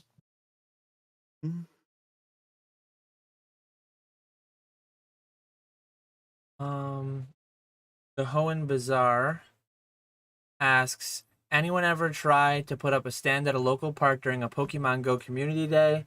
Not sure if any of you are familiar with community days. I played Pokemon Go quite a bit for the first couple years it was out. All the hotspots near me, though, a lot of them were actually like,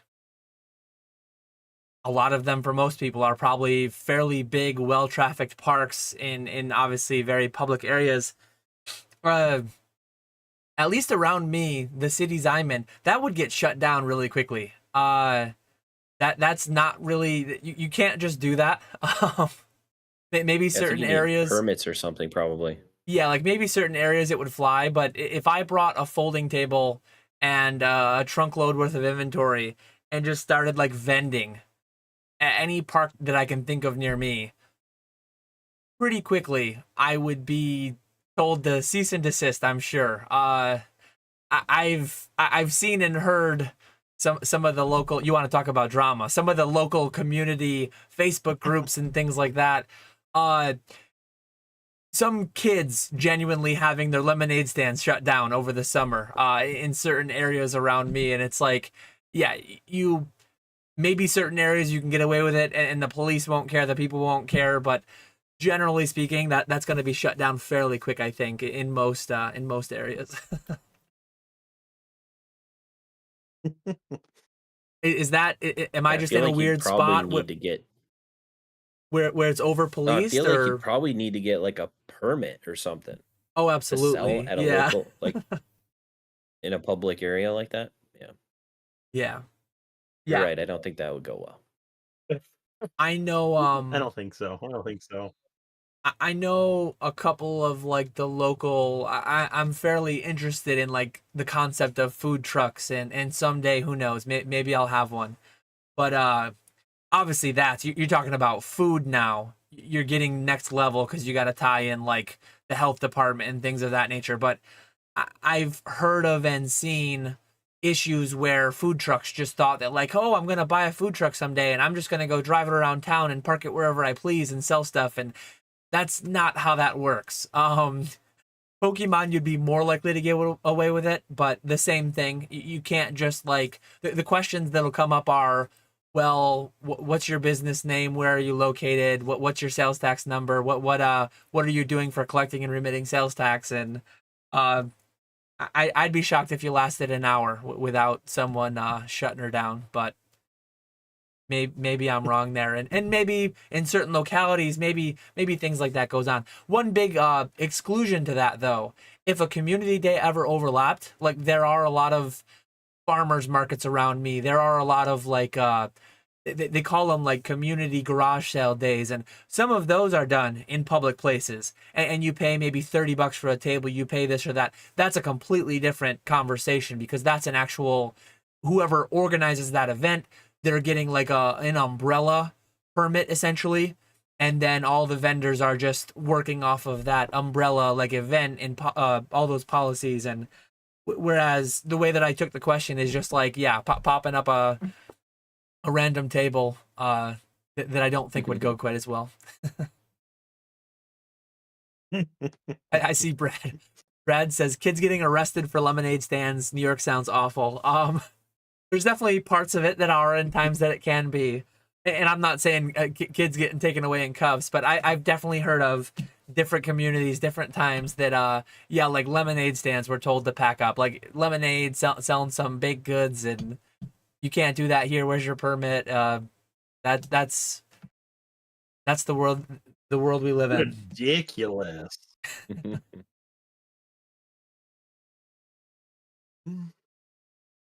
I'm actually thankful I don't live somewhere with an HOA. I know the past week there's been a lot of dramatic conversation going on across certain discords, but I also, I forget what discord it was in, but we were talking about HOAs, and I'd imagine that a community like that, kids can't just pop up a lemonade stand. You can't just pop up like selling Pokemon cards off your front lawn. To hear some of the rules and regulations around what you can and can't do with your own grass, with your own this and that, it's like, it's wild.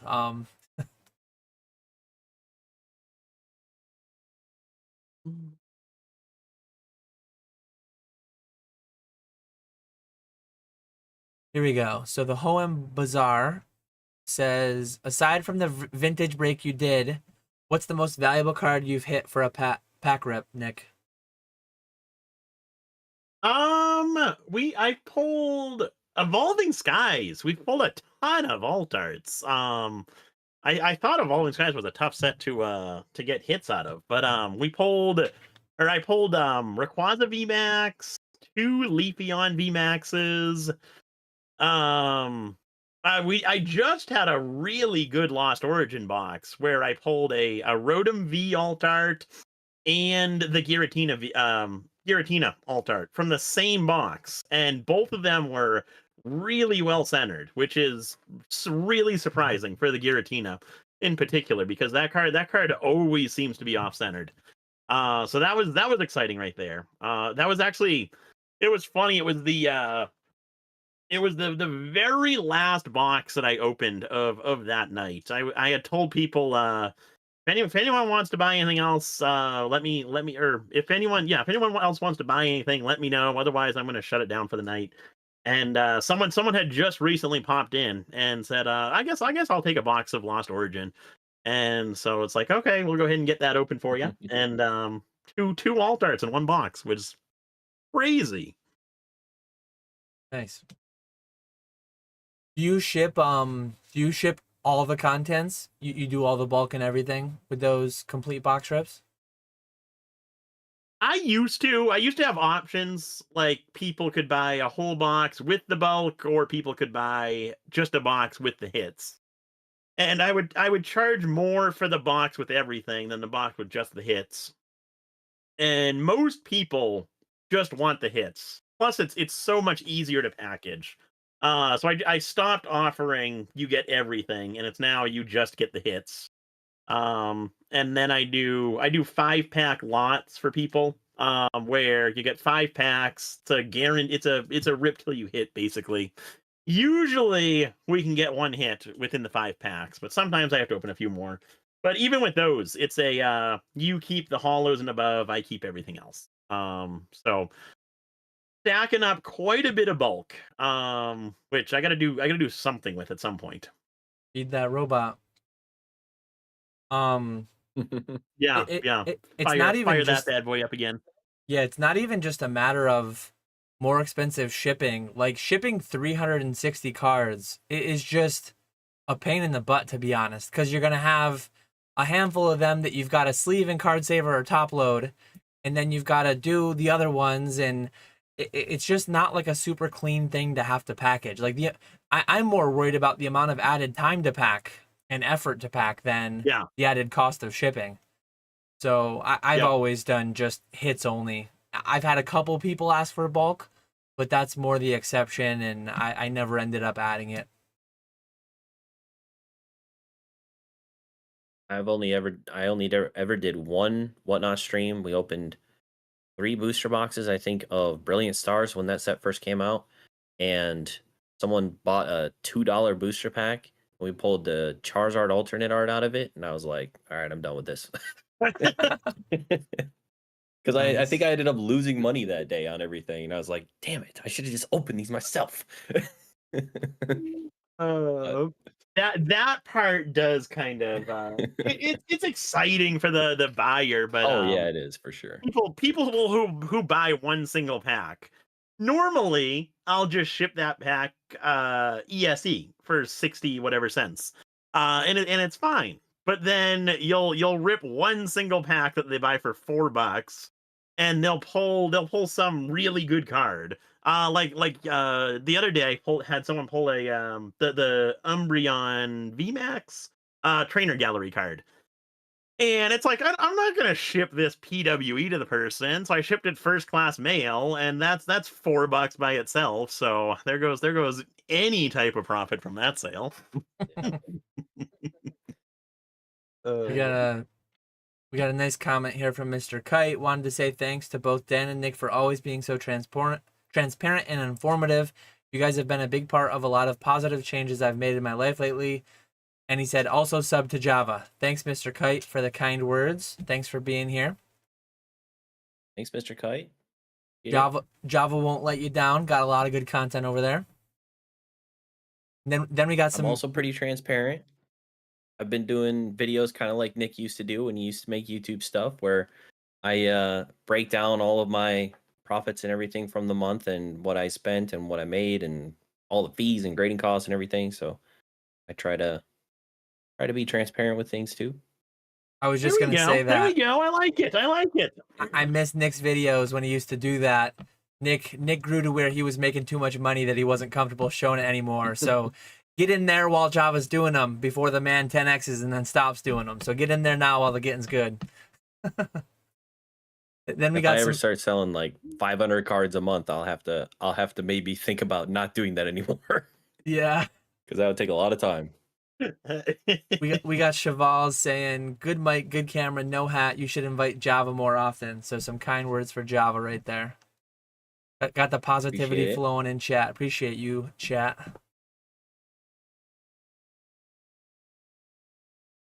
I will be right back. Okay.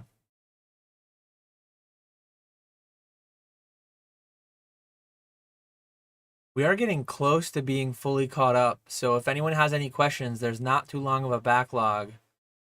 I do have one here from Hermit Man though.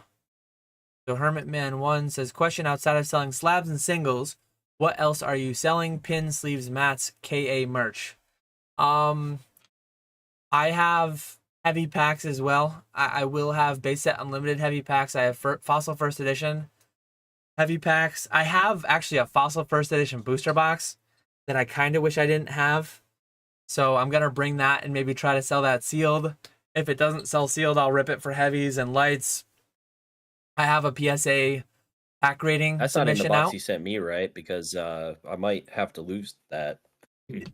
It's not in there. No, it's in my carry-on with me. You've got my shoebox full of $20 to $40 slabs.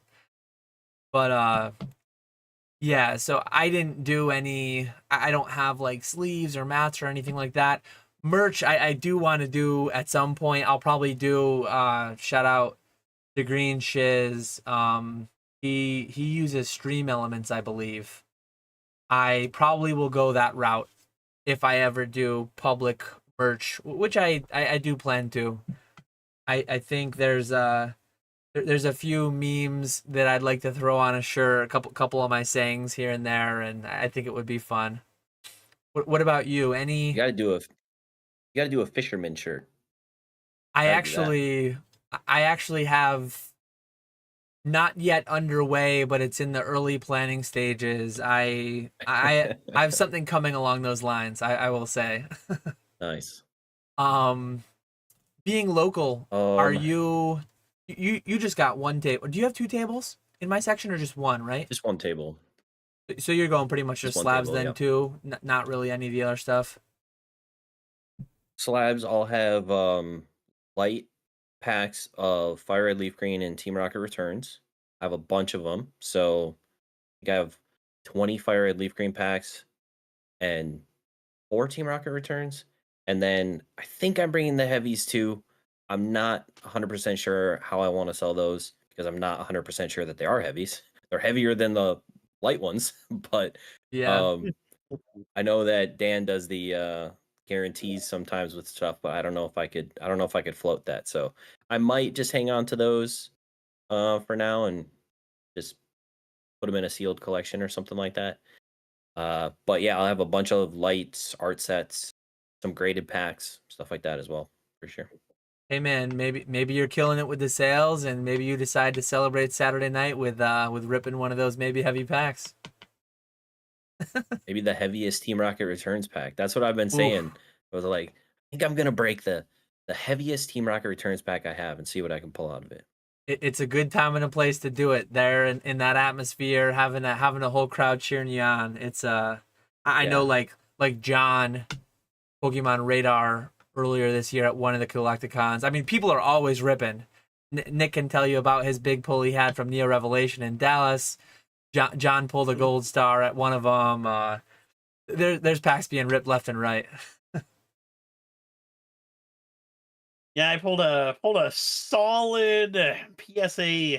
I don't even know where the card is anymore. It's like a PSA 8 first edition jump fluff from a Oof. first edition Neo Rev pack that I bought off of John in Dallas. It was exciting. I'm glad I did it, but that stupid jump fluff. I hate that card now. Oh god. That's brutal. What about you, Nick? 4 tables. Are you doing much like non slab, non single, non card? I guess. Are you bringing a couple thousand pins? You got mats, you got sleeves, anything like that? Yes, I will be bringing a few. I don't know if I'll be able to show it. A few of those bins over there.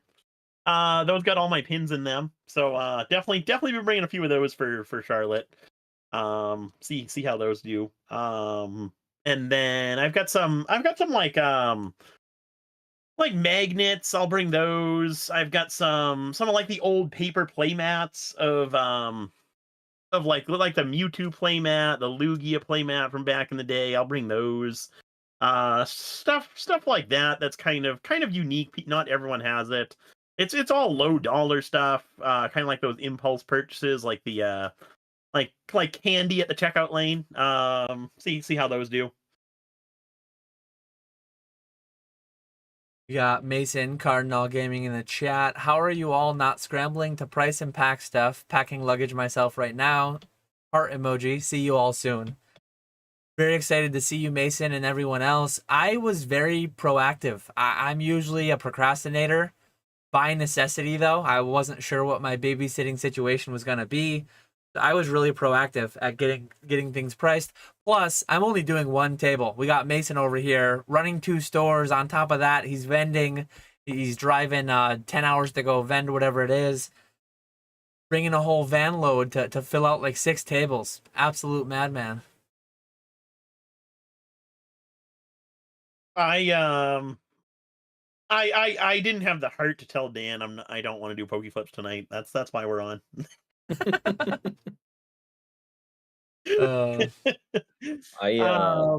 I knew it was going to be a stressful week with me doing the eBay lives, not having much time during the week.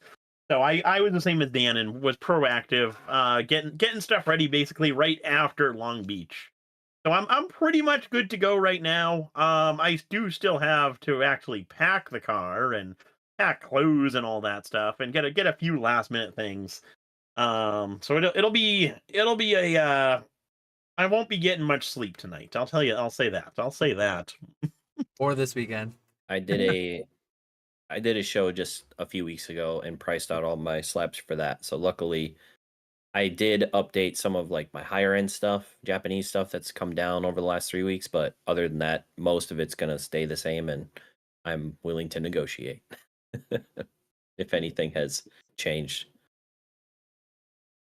Yeah, in a few weeks, I mean, things can move fast. There's probably some things that drop 20% in that time frame, but 3 weeks is pretty short, and most things are probably plus or minus 10%. So, I did pack. I do have most of the day tomorrow. I think I need to leave around 3-ish. So I do almost have a full work day tomorrow, but today I made sure to pack. I packed my bag of clothes and stuff, non-sale related things, so that I could see how much space. I travel pretty light. I don't check bags. Last time, I can't remember the last time I checked a bag flying, even when I travel like with my wife on vacations. I'm just 2 personal items, or 1 personal item and a carry-on per person. So I have this case behind me for my personal item, perfectly sized for that. And then I have just a carry-on that I half it was my clothes. And then I maxed it out with like, I put one of those PSA return boxes in there with like 50 more slabs. And then I have a couple boxes. I have some Topps packs. I have a box worth of those, and then some other random things. I did have some, pretty much every Collecticon I've gone to, I've had a couple deals like arranged beforehand. So I have a couple random singles, and I have a couple like odds and ends packed in there that are just like already pre-sold to people. I just need to deliver. We got Hermit Man 1 with some good advice for anyone driving. Generic for everyone. Don't forget your sunblock and keep hydrated. It is actually going to be pretty nice. I looked at the forecast. Around me this weekend, it's going to be 70-ish for the highs, 50s for the lows. It's going to be like 80s, partly sunny, mostly sunny for the highs, and then I think the lows are at like 60. So I'm one of those guys who, I live in New York, and I wear shorts and a t-shirt well into November. I'm one of those like the last holdouts before going into pants weather for a couple months.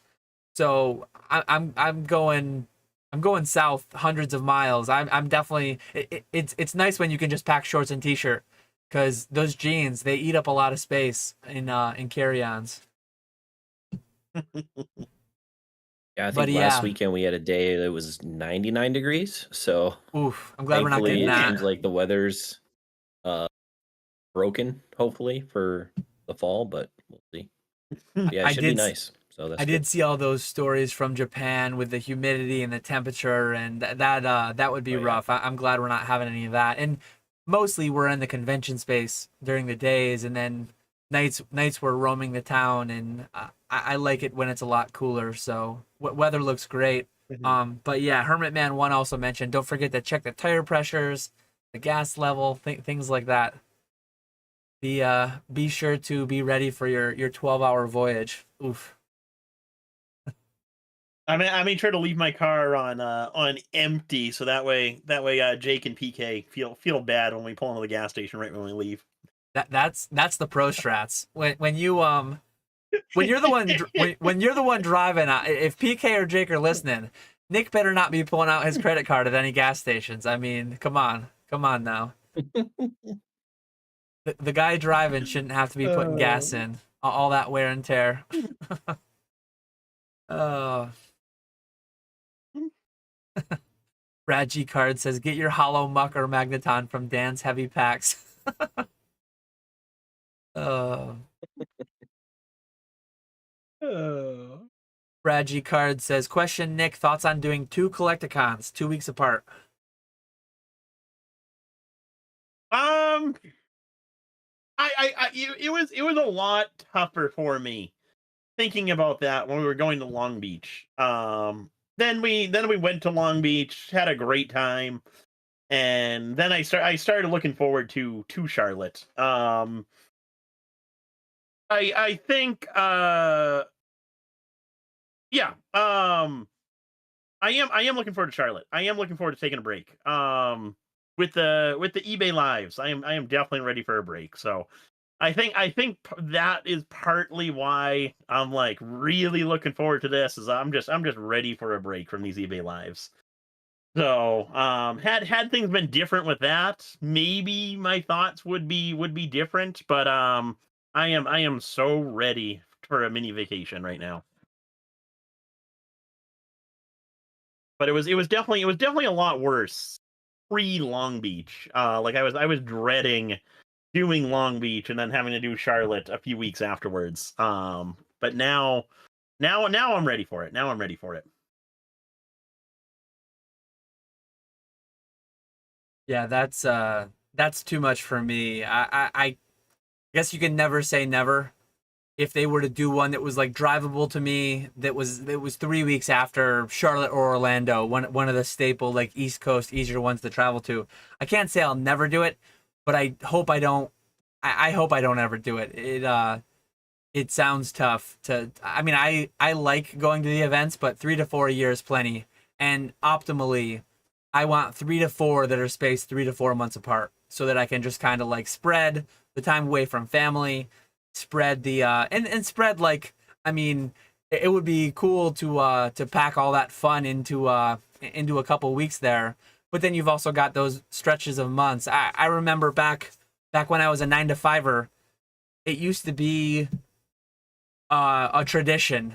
The early day in the year, I guess it was normally late at the end of the prior year, they distribute the holiday calendar for the next year. And it was so depressing to look at the calendar of like days that we'd get off work. And the company I used to work for was pretty solid. We actually got 11 paid holidays. They gave us our birthday off. But you'd look at that stretch, it's like you'd get the normal ones. You'd get New Year's Day and Christmas Eve and Christmas and Thanksgiving. What is it, like Memorial Day to Labor Day? Or I guess 4th of July's in there. At some point, there's like a 4 month span with like no days off from work. I guess unless you're using your own time. But things like that are just depressing. And if I were to do two events 3 weeks apart, I would have like a 5 month span on my calendar that I would look at and be like, man, I wish I was doing an event during that time period.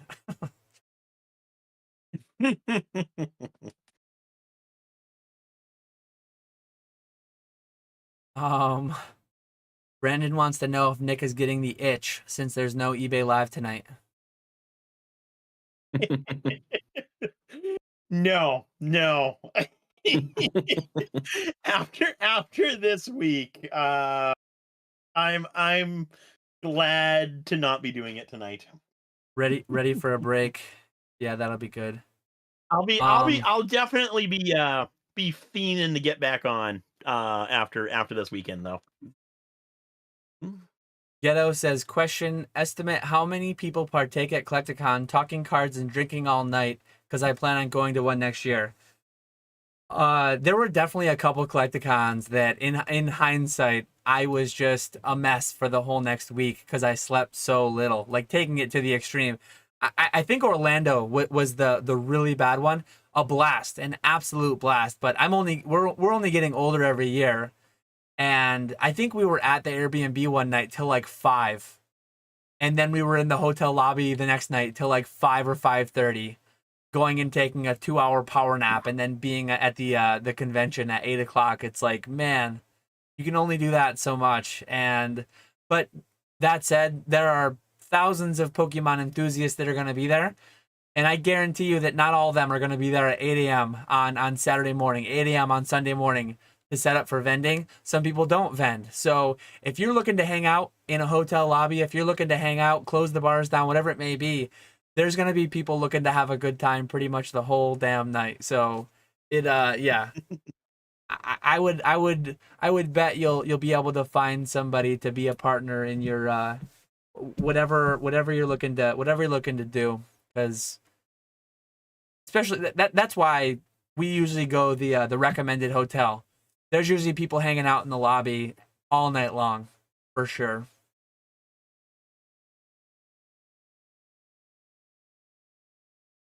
I do really want to. I don't know what the most reasonable curfew is, but I think Dallas wrapped up most nights by like 3, which was more reasonable. I mean, still pretty rough to do 2 nights in a row, but a lot better than 5. I think I'm gonna shoot for like sometime between 2 and 3, calling it a night. But we'll see where the nights take us.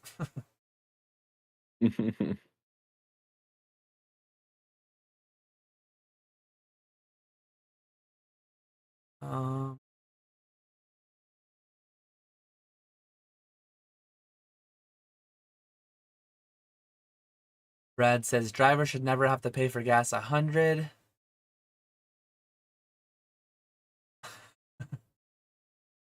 Probably got cargo shorts on too. I would name cargo shorts a staple item to have at a convention too. I mean, I'm a dad. I've got my dad's shoes. I've got my cargo shorts. The amount of toys and things you can stuff in for the kids when I'm out and about. The battery bank can go in one of those pockets. Maybe having a Sharpie in another. Stuffing some wads of cash in one. Cargo shorts are a must. They're a staple part of my ensemble, I would say. Hey, I'm right there with you, Dan. I rock the cargo shorts too. I like cargo shorts as well. Highly undervalued. Lot of haters out there, but I'm bullish on cargo shorts.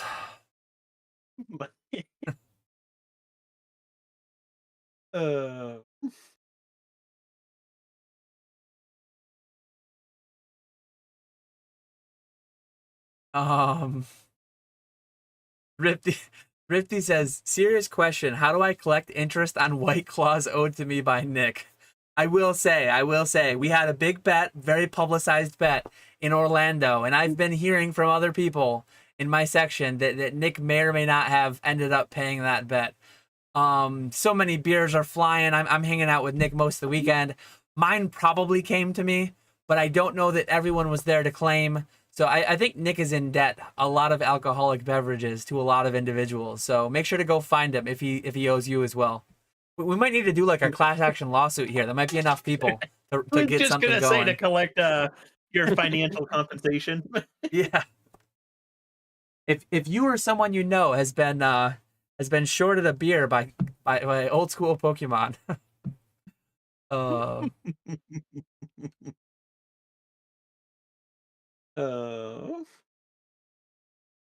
Raji Card says one time at a Collecticon, Dan had $100 bills falling out of his cargo shorts. They were so stuffed. Yeah, it's a good thing I had cargo shorts though, because where else would the money have gone if I didn't? Good thing.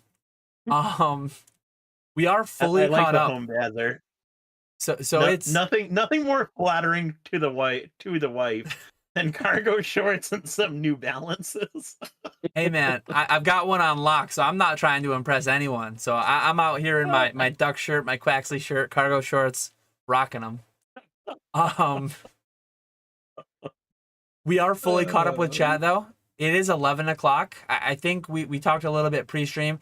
We're all cool to go 11:30ish if that's a reasonable sounding endpoint still. So if anyone has any questions, there's currently no backlog. Feel free to throw them in chat with a little bit of a bit of breathing room. Anything either of you want to bring up? Anything else you want to touch on?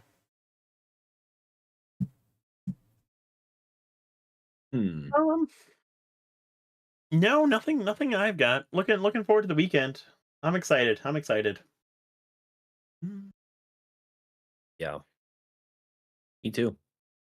I'm trying to think if there's anything. So talk through a little bit just for me and for people who might also be vending for the first time. What's like the timeline for getting passes, setting up? Do you set up a little on Friday? Do you set up exclusively Saturday morning? What's like the timeline for all of that takes place like for that process? So I usually get the passes at some point Friday. Pick up all our vendor passes some point Friday. And then usually all I do Friday is I'll set up my little table runners, put the cases over those. That's about it for Friday.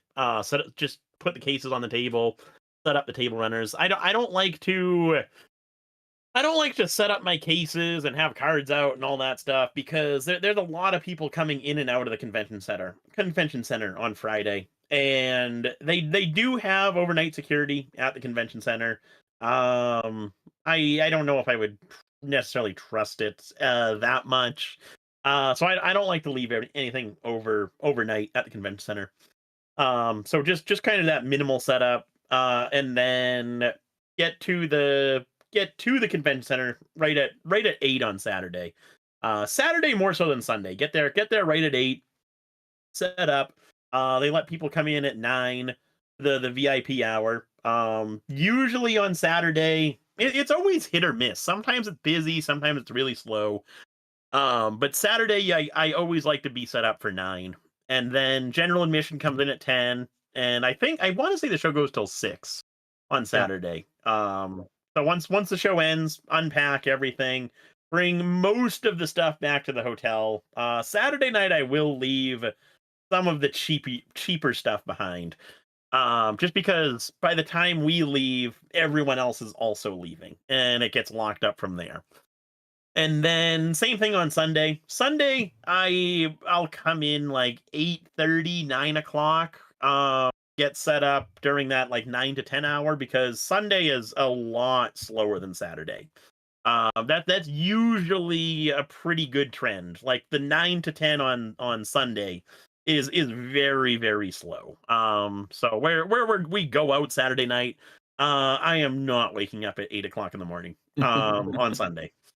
So sleep in a little bit and then get set up Sunday. Same thing. The show ends at 5. Get all packed up, and then out the door then. Okay. We do often go out on Friday night fairly late too, and then I've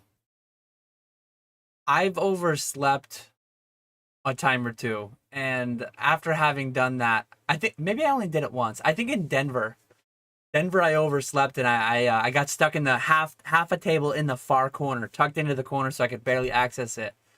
That sucked.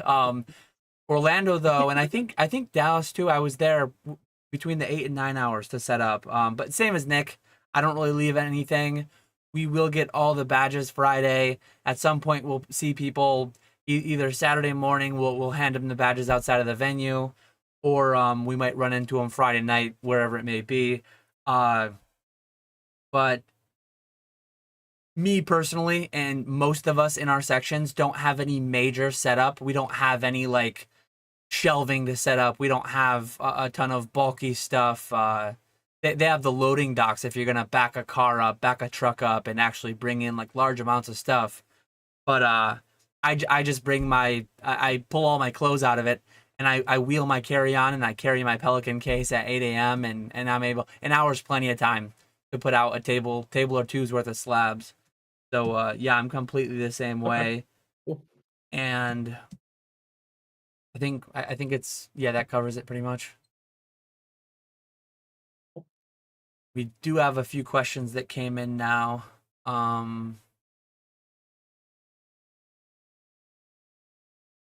me make sure I grab the first one. So Johto Giraffe, sorry, I did miss this one earlier. I remember seeing it and I forgot to throw it up on the screen. Johto Giraffe came back with the stop signs, and I have no way of missing it with the stop signs.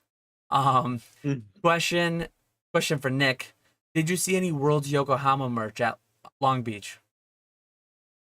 Yes. There was a good bit of it. Lot of playmats, a lot of sleeves, the deck boxes, all that type of stuff. And then as far as like the oh god, the what are the cards called? The stamped ones and the non-stamped ones. Decent bit of those, not a ton of them. And then the Yokohama decks too, with the Pikachu in it. Decent bit of those as well. And I do see somebody talking about Son of a Merc says, were the Santa Cruz boards on anyone's radar? I saw something about them. I didn't go for them. It's basically like a booster pack of a random skateboard deck. Did either of you go for them? Yeah, I saw the clothing items that I thought were kind of cool. I saw a hat that looked interesting, but I didn't pick anything up. But some of the clothing apparel stuff seemed kind of interesting, but I didn't go for the boards. Not really my thing. I did not even know about them until today. Didn't go for any. No.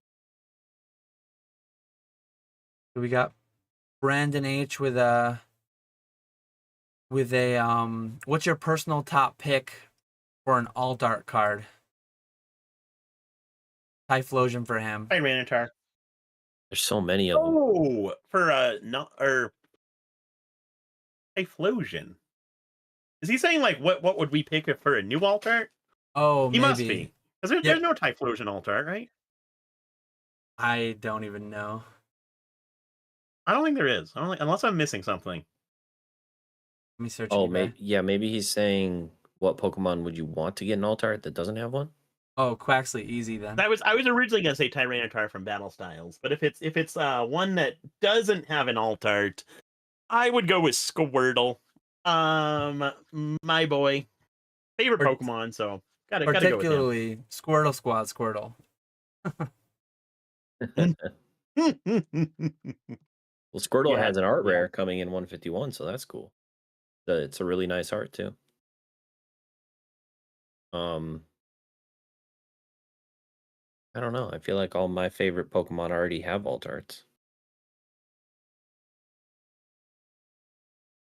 I would have never thought Caterpie would get like a custom art rare, but it's a really cool looking card. So really anything could get amazing art nowadays, it seems like. Artist, but yeah, I can't think of one. What's yours, Dan? Quaxley, easy. Oh yeah. True. Danny said, question what for about Nick. Charmander? What happened to your boy Charmander? Charmander would be cool. Get any love anymore. Charmander's on the back burner now. I mean, there's a ton of like Haunter. I really like Haunter. There's tons of them. Yeah. A lot of the ones that I like though have already gotten one, but I'd like to see Gengar get one that's not the VMAX version, like a really creepy looking Gengar alt art that's the regular Gengar. The VMAX is really cool, but regular Gengars can be playful but creepy. I'm in agreement there. That'd be cool. Yeah, I don't like the Gengar VMAX from Fusion Strike. I'm not a fan of that one. Or an actual good Gengar alt art. That would be cool. Danny wants to know, Nick, since you don't make YouTube videos for us anymore and you didn't do a recap, what were the highlights of Long Beach Collecticon?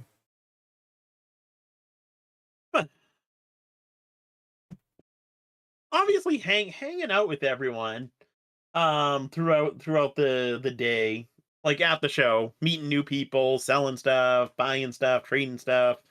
That was really fun. But if I had to pick something as like a highlight, me, Pokey Martin, Brad, and Brad's wife went out to, I forget the name of it, but we went out to a really good steakhouse Friday night. And that was a lot of fun. That was a lot of fun. I really enjoyed that. So I guess that would, if I had to pick one thing, that would probably be it there. Have you ever had outside of the whole convention? I was just gonna say, have you ever had a Collecticon where the highlight fell within the confines of the convention center?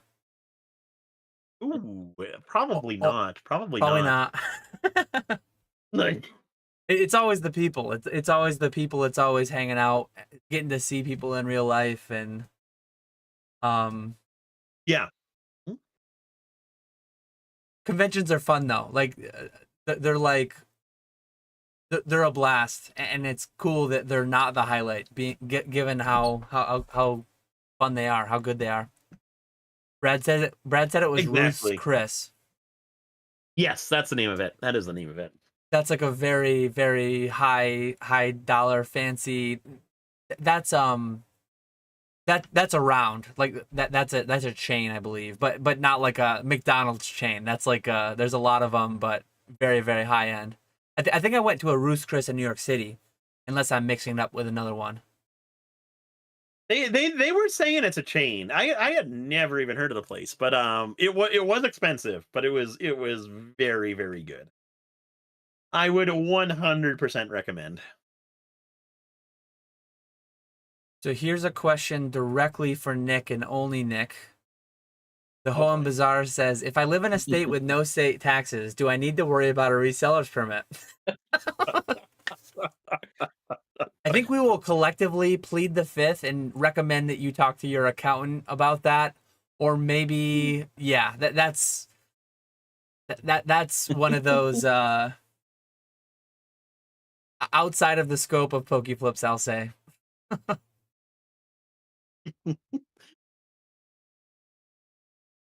Unless you have anything you want to recommend, Nick. Time. Okay.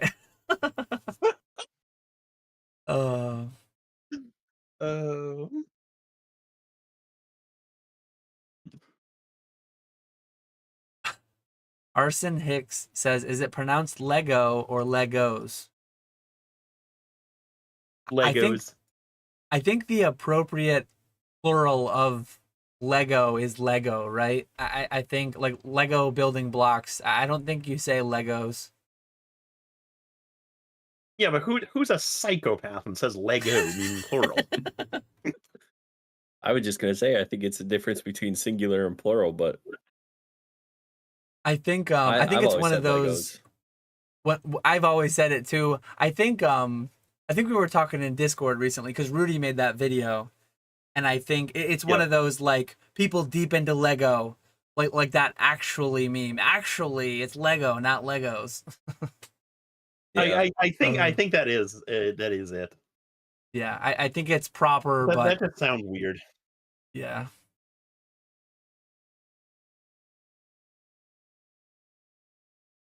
Yeah, Mason said loading is going to be hell for me. Grid wall pieces are awesome though. So Mason has like a full blown, he's shared in different Discords. He has like a full blown, not really shelving, but I don't know if it's like grid wall, whatever that is. Some kind of a like structure that he can, I don't know if it's like a pegboard type thing where you can have the things that you insert on them, then you can hang stuff from them or something along those lines.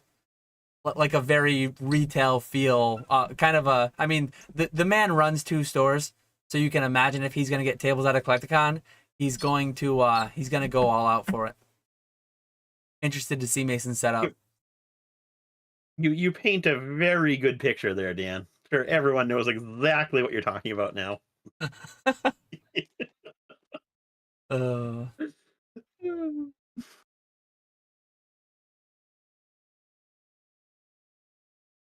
Johto Giraffe actually has a good question. Do vendors make deals with each other on Friday during the setup time? I don't see it as much Friday, but there are definitely vendors going around trying to potentially buy and or sell stuff between 8 and 9 a.m. That was one funny thing that used to always happen during the beer stein things that I went to. It was a pretty tight knit group of guys, and we'd all come in, we'd all bring our stuff in, set up before they had the same setup, a VIP hour, and then general admission. All the best deals were gone before VIP even came in. I would imagine to some extent that's probably true at Collecticon too.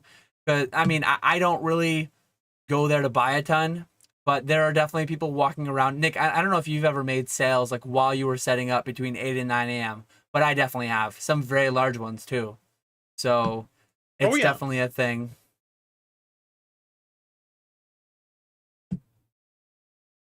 Definitely a thing.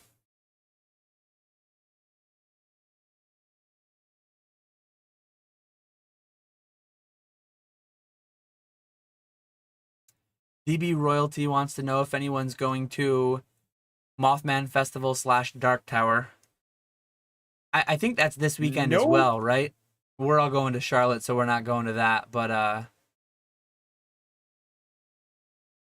might be some people in the chat. Might be some MetaZoo folks in here. Basic's not here, so there's nobody interested. Hey man, I make a few videos a year. There's got to be, I guess not on this channel though. Funneled over from Catch 'em All Collectibles YouTube. I'm surprised. What's up with Basic Trainer coming to Charlotte if there's a Mothman Expo this weekend? Maybe it's not then. Maybe it's just shortly after. No, it actually says the Dark Tower event is Saturday the 16th and Sunday the 17th. Huh. Wow. Basic I'm surprised. I guess I didn't know Basic was coming to Charlotte. Surprised he's opting out.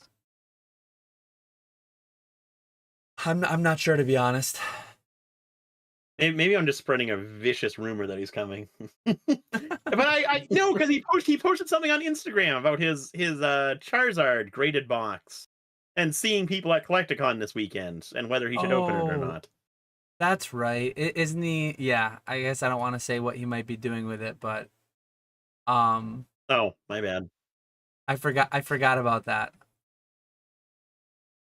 I guess I'm not entirely sure. Unless he's going, I don't know where it is exactly. I don't know if he can wrap up with that or something and then still come to the end of Collecticon, or not sure. So Jay Avila wants to know, when's it a good idea to consider resending slabs back to PSA to reconsider the grade? Got some not so great grades today that I swear should have been solid 9s, 10s. All grading companies, not just PSA, they all have their inconsistencies. If you have graded a bunch of cards and you're quite confident in cards, I have a couple on my desk right now. I've not cracked any in a while, but I am gonna re-roll a couple of them. It's just, it's part of the game. Unfortunately, there's inconsistency. Cards can go up a grade, down a grade, if not multiple. So it almost sends, I mean, the way that you wrote it, resending slabs back to PSA to reconsider the grade, I never do it in case. I always crack them out. I worry that if you do like a review in case, the grader will be prejudiced against the card.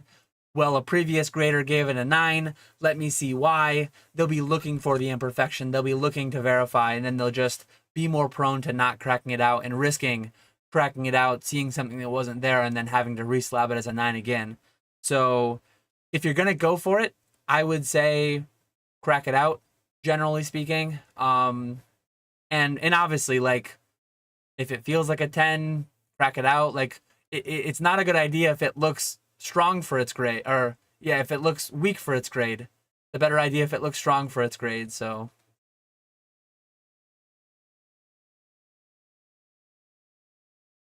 Yeah, I mean, I would just say, um, just evaluate it based on the price as well. So I probably wouldn't send in something that's fairly low value again, for $15 to get graded if you're not gonna make that money back out of it.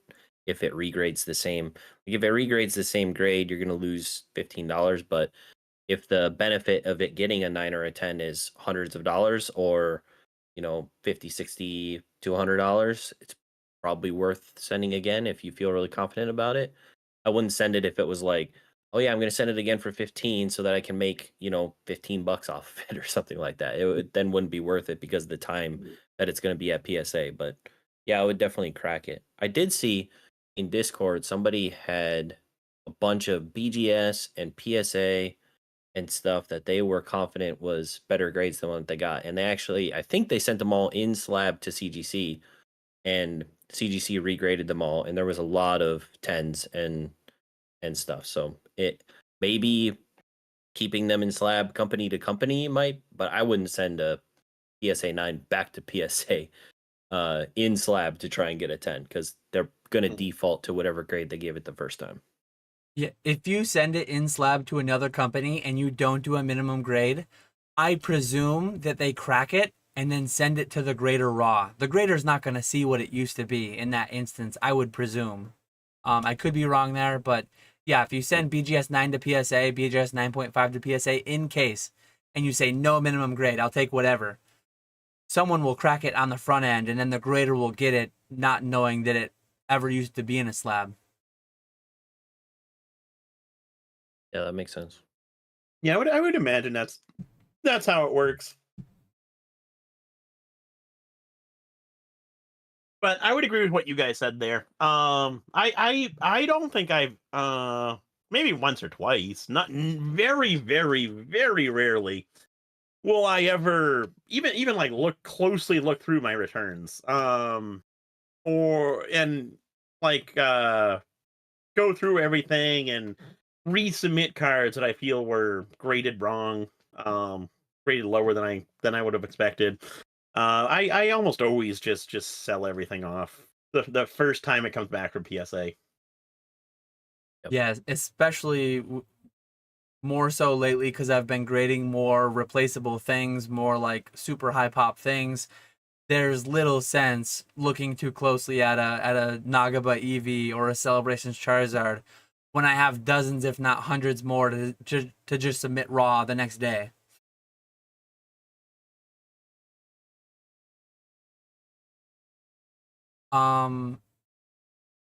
The Hoenn Bazaar says, I heard rumors on the same topic a few years back that PSA was developing technology to detect resubs, the same hollow pattern centering edgeware, etc. They did purchase Genamint, I believe it was called, but I will confidently say that they are not doing any kind of in-depth fingerprinting up until now to where they reliably detect resubs. I remember hearing people talk about it and certain things being linked and talked about in like blowout forums. There were serialized sports cards, like think 17 of 25 of some whoever rookie card being cracked out and then regraded and getting a different grade. So literally a serialized card, only one in the world with that number would have been the easiest things to track. And even those things are getting different grades on resubs. Like there's no way that does that technology exist? Do they have it? Could they? Maybe. Are they? Up until now, absolutely not. I saw two, or someone mentioned, I think in Discord, but an article a few months ago of them. I don't know if it was them or if it was something about them creating a sturdier slab or experimenting with a sturdier slab or something like that. PSA, and I don't know. I don't know if that's true or not. But my recent return, I pulled the stack of cards out, and one of the edges on one of the graded cards was just shattered on that side, and all the plastic just fell off of it. So, Well, I guess they haven't started those new slabs and yet. maybe not. I don't know, or they were just extremely Um, bad in shipping. I think that came out It's the in first time PK's that's live happened. stream with Nat Turner, and I think that Nat mentioned it was being rolled out with sports or certain Mm, parts of sports, and then it was going to come to Pokemon later. If and when it did, I'm not entirely sure. Maybe but gotcha. yeah, I'm pretty sure that was talked about in PK's stream with Nat. That makes sense. Johto Giraffe says, question, do you prefer putting raw cards in binders or in top loaders when vending? I like the idea of binders better, but I actually went with just card saver ones for the ones that I have. I only have a few dozen, so putting them in a binder didn't really make too much sense because I can't fill one out. And I don't like top loaders at all. Anytime I get them, I just recycle them. I don't reuse them. I just get rid of them. I really like card savers though, and I have a ton for doing submissions. So mine are just card savers. I went for like super low end cards, binders. I like for like higher end singles, I like doing top loaders because I think it looks neater.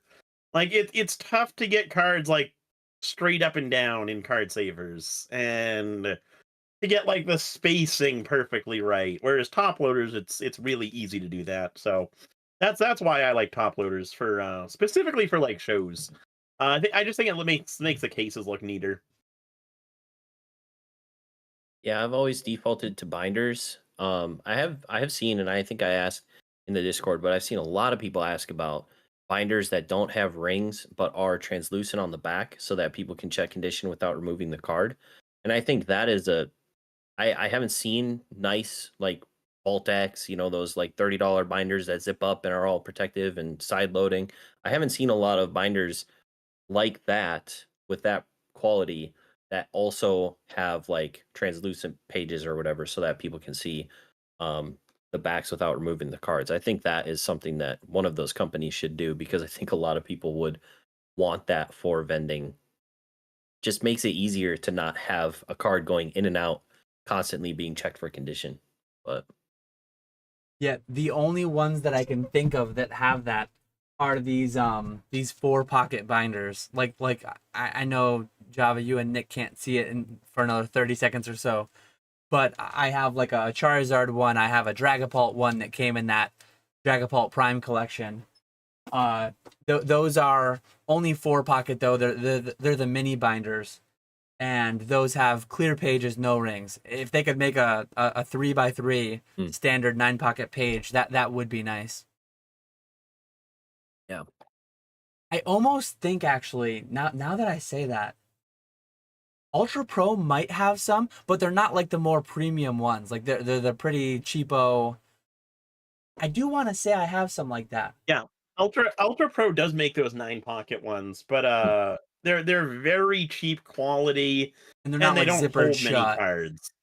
Yeah.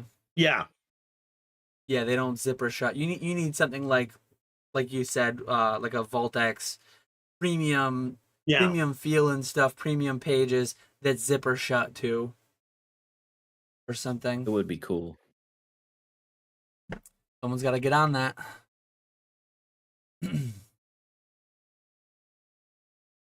So we're fully caught up again. I think we're actually getting close to the time. We might end up wrapping here.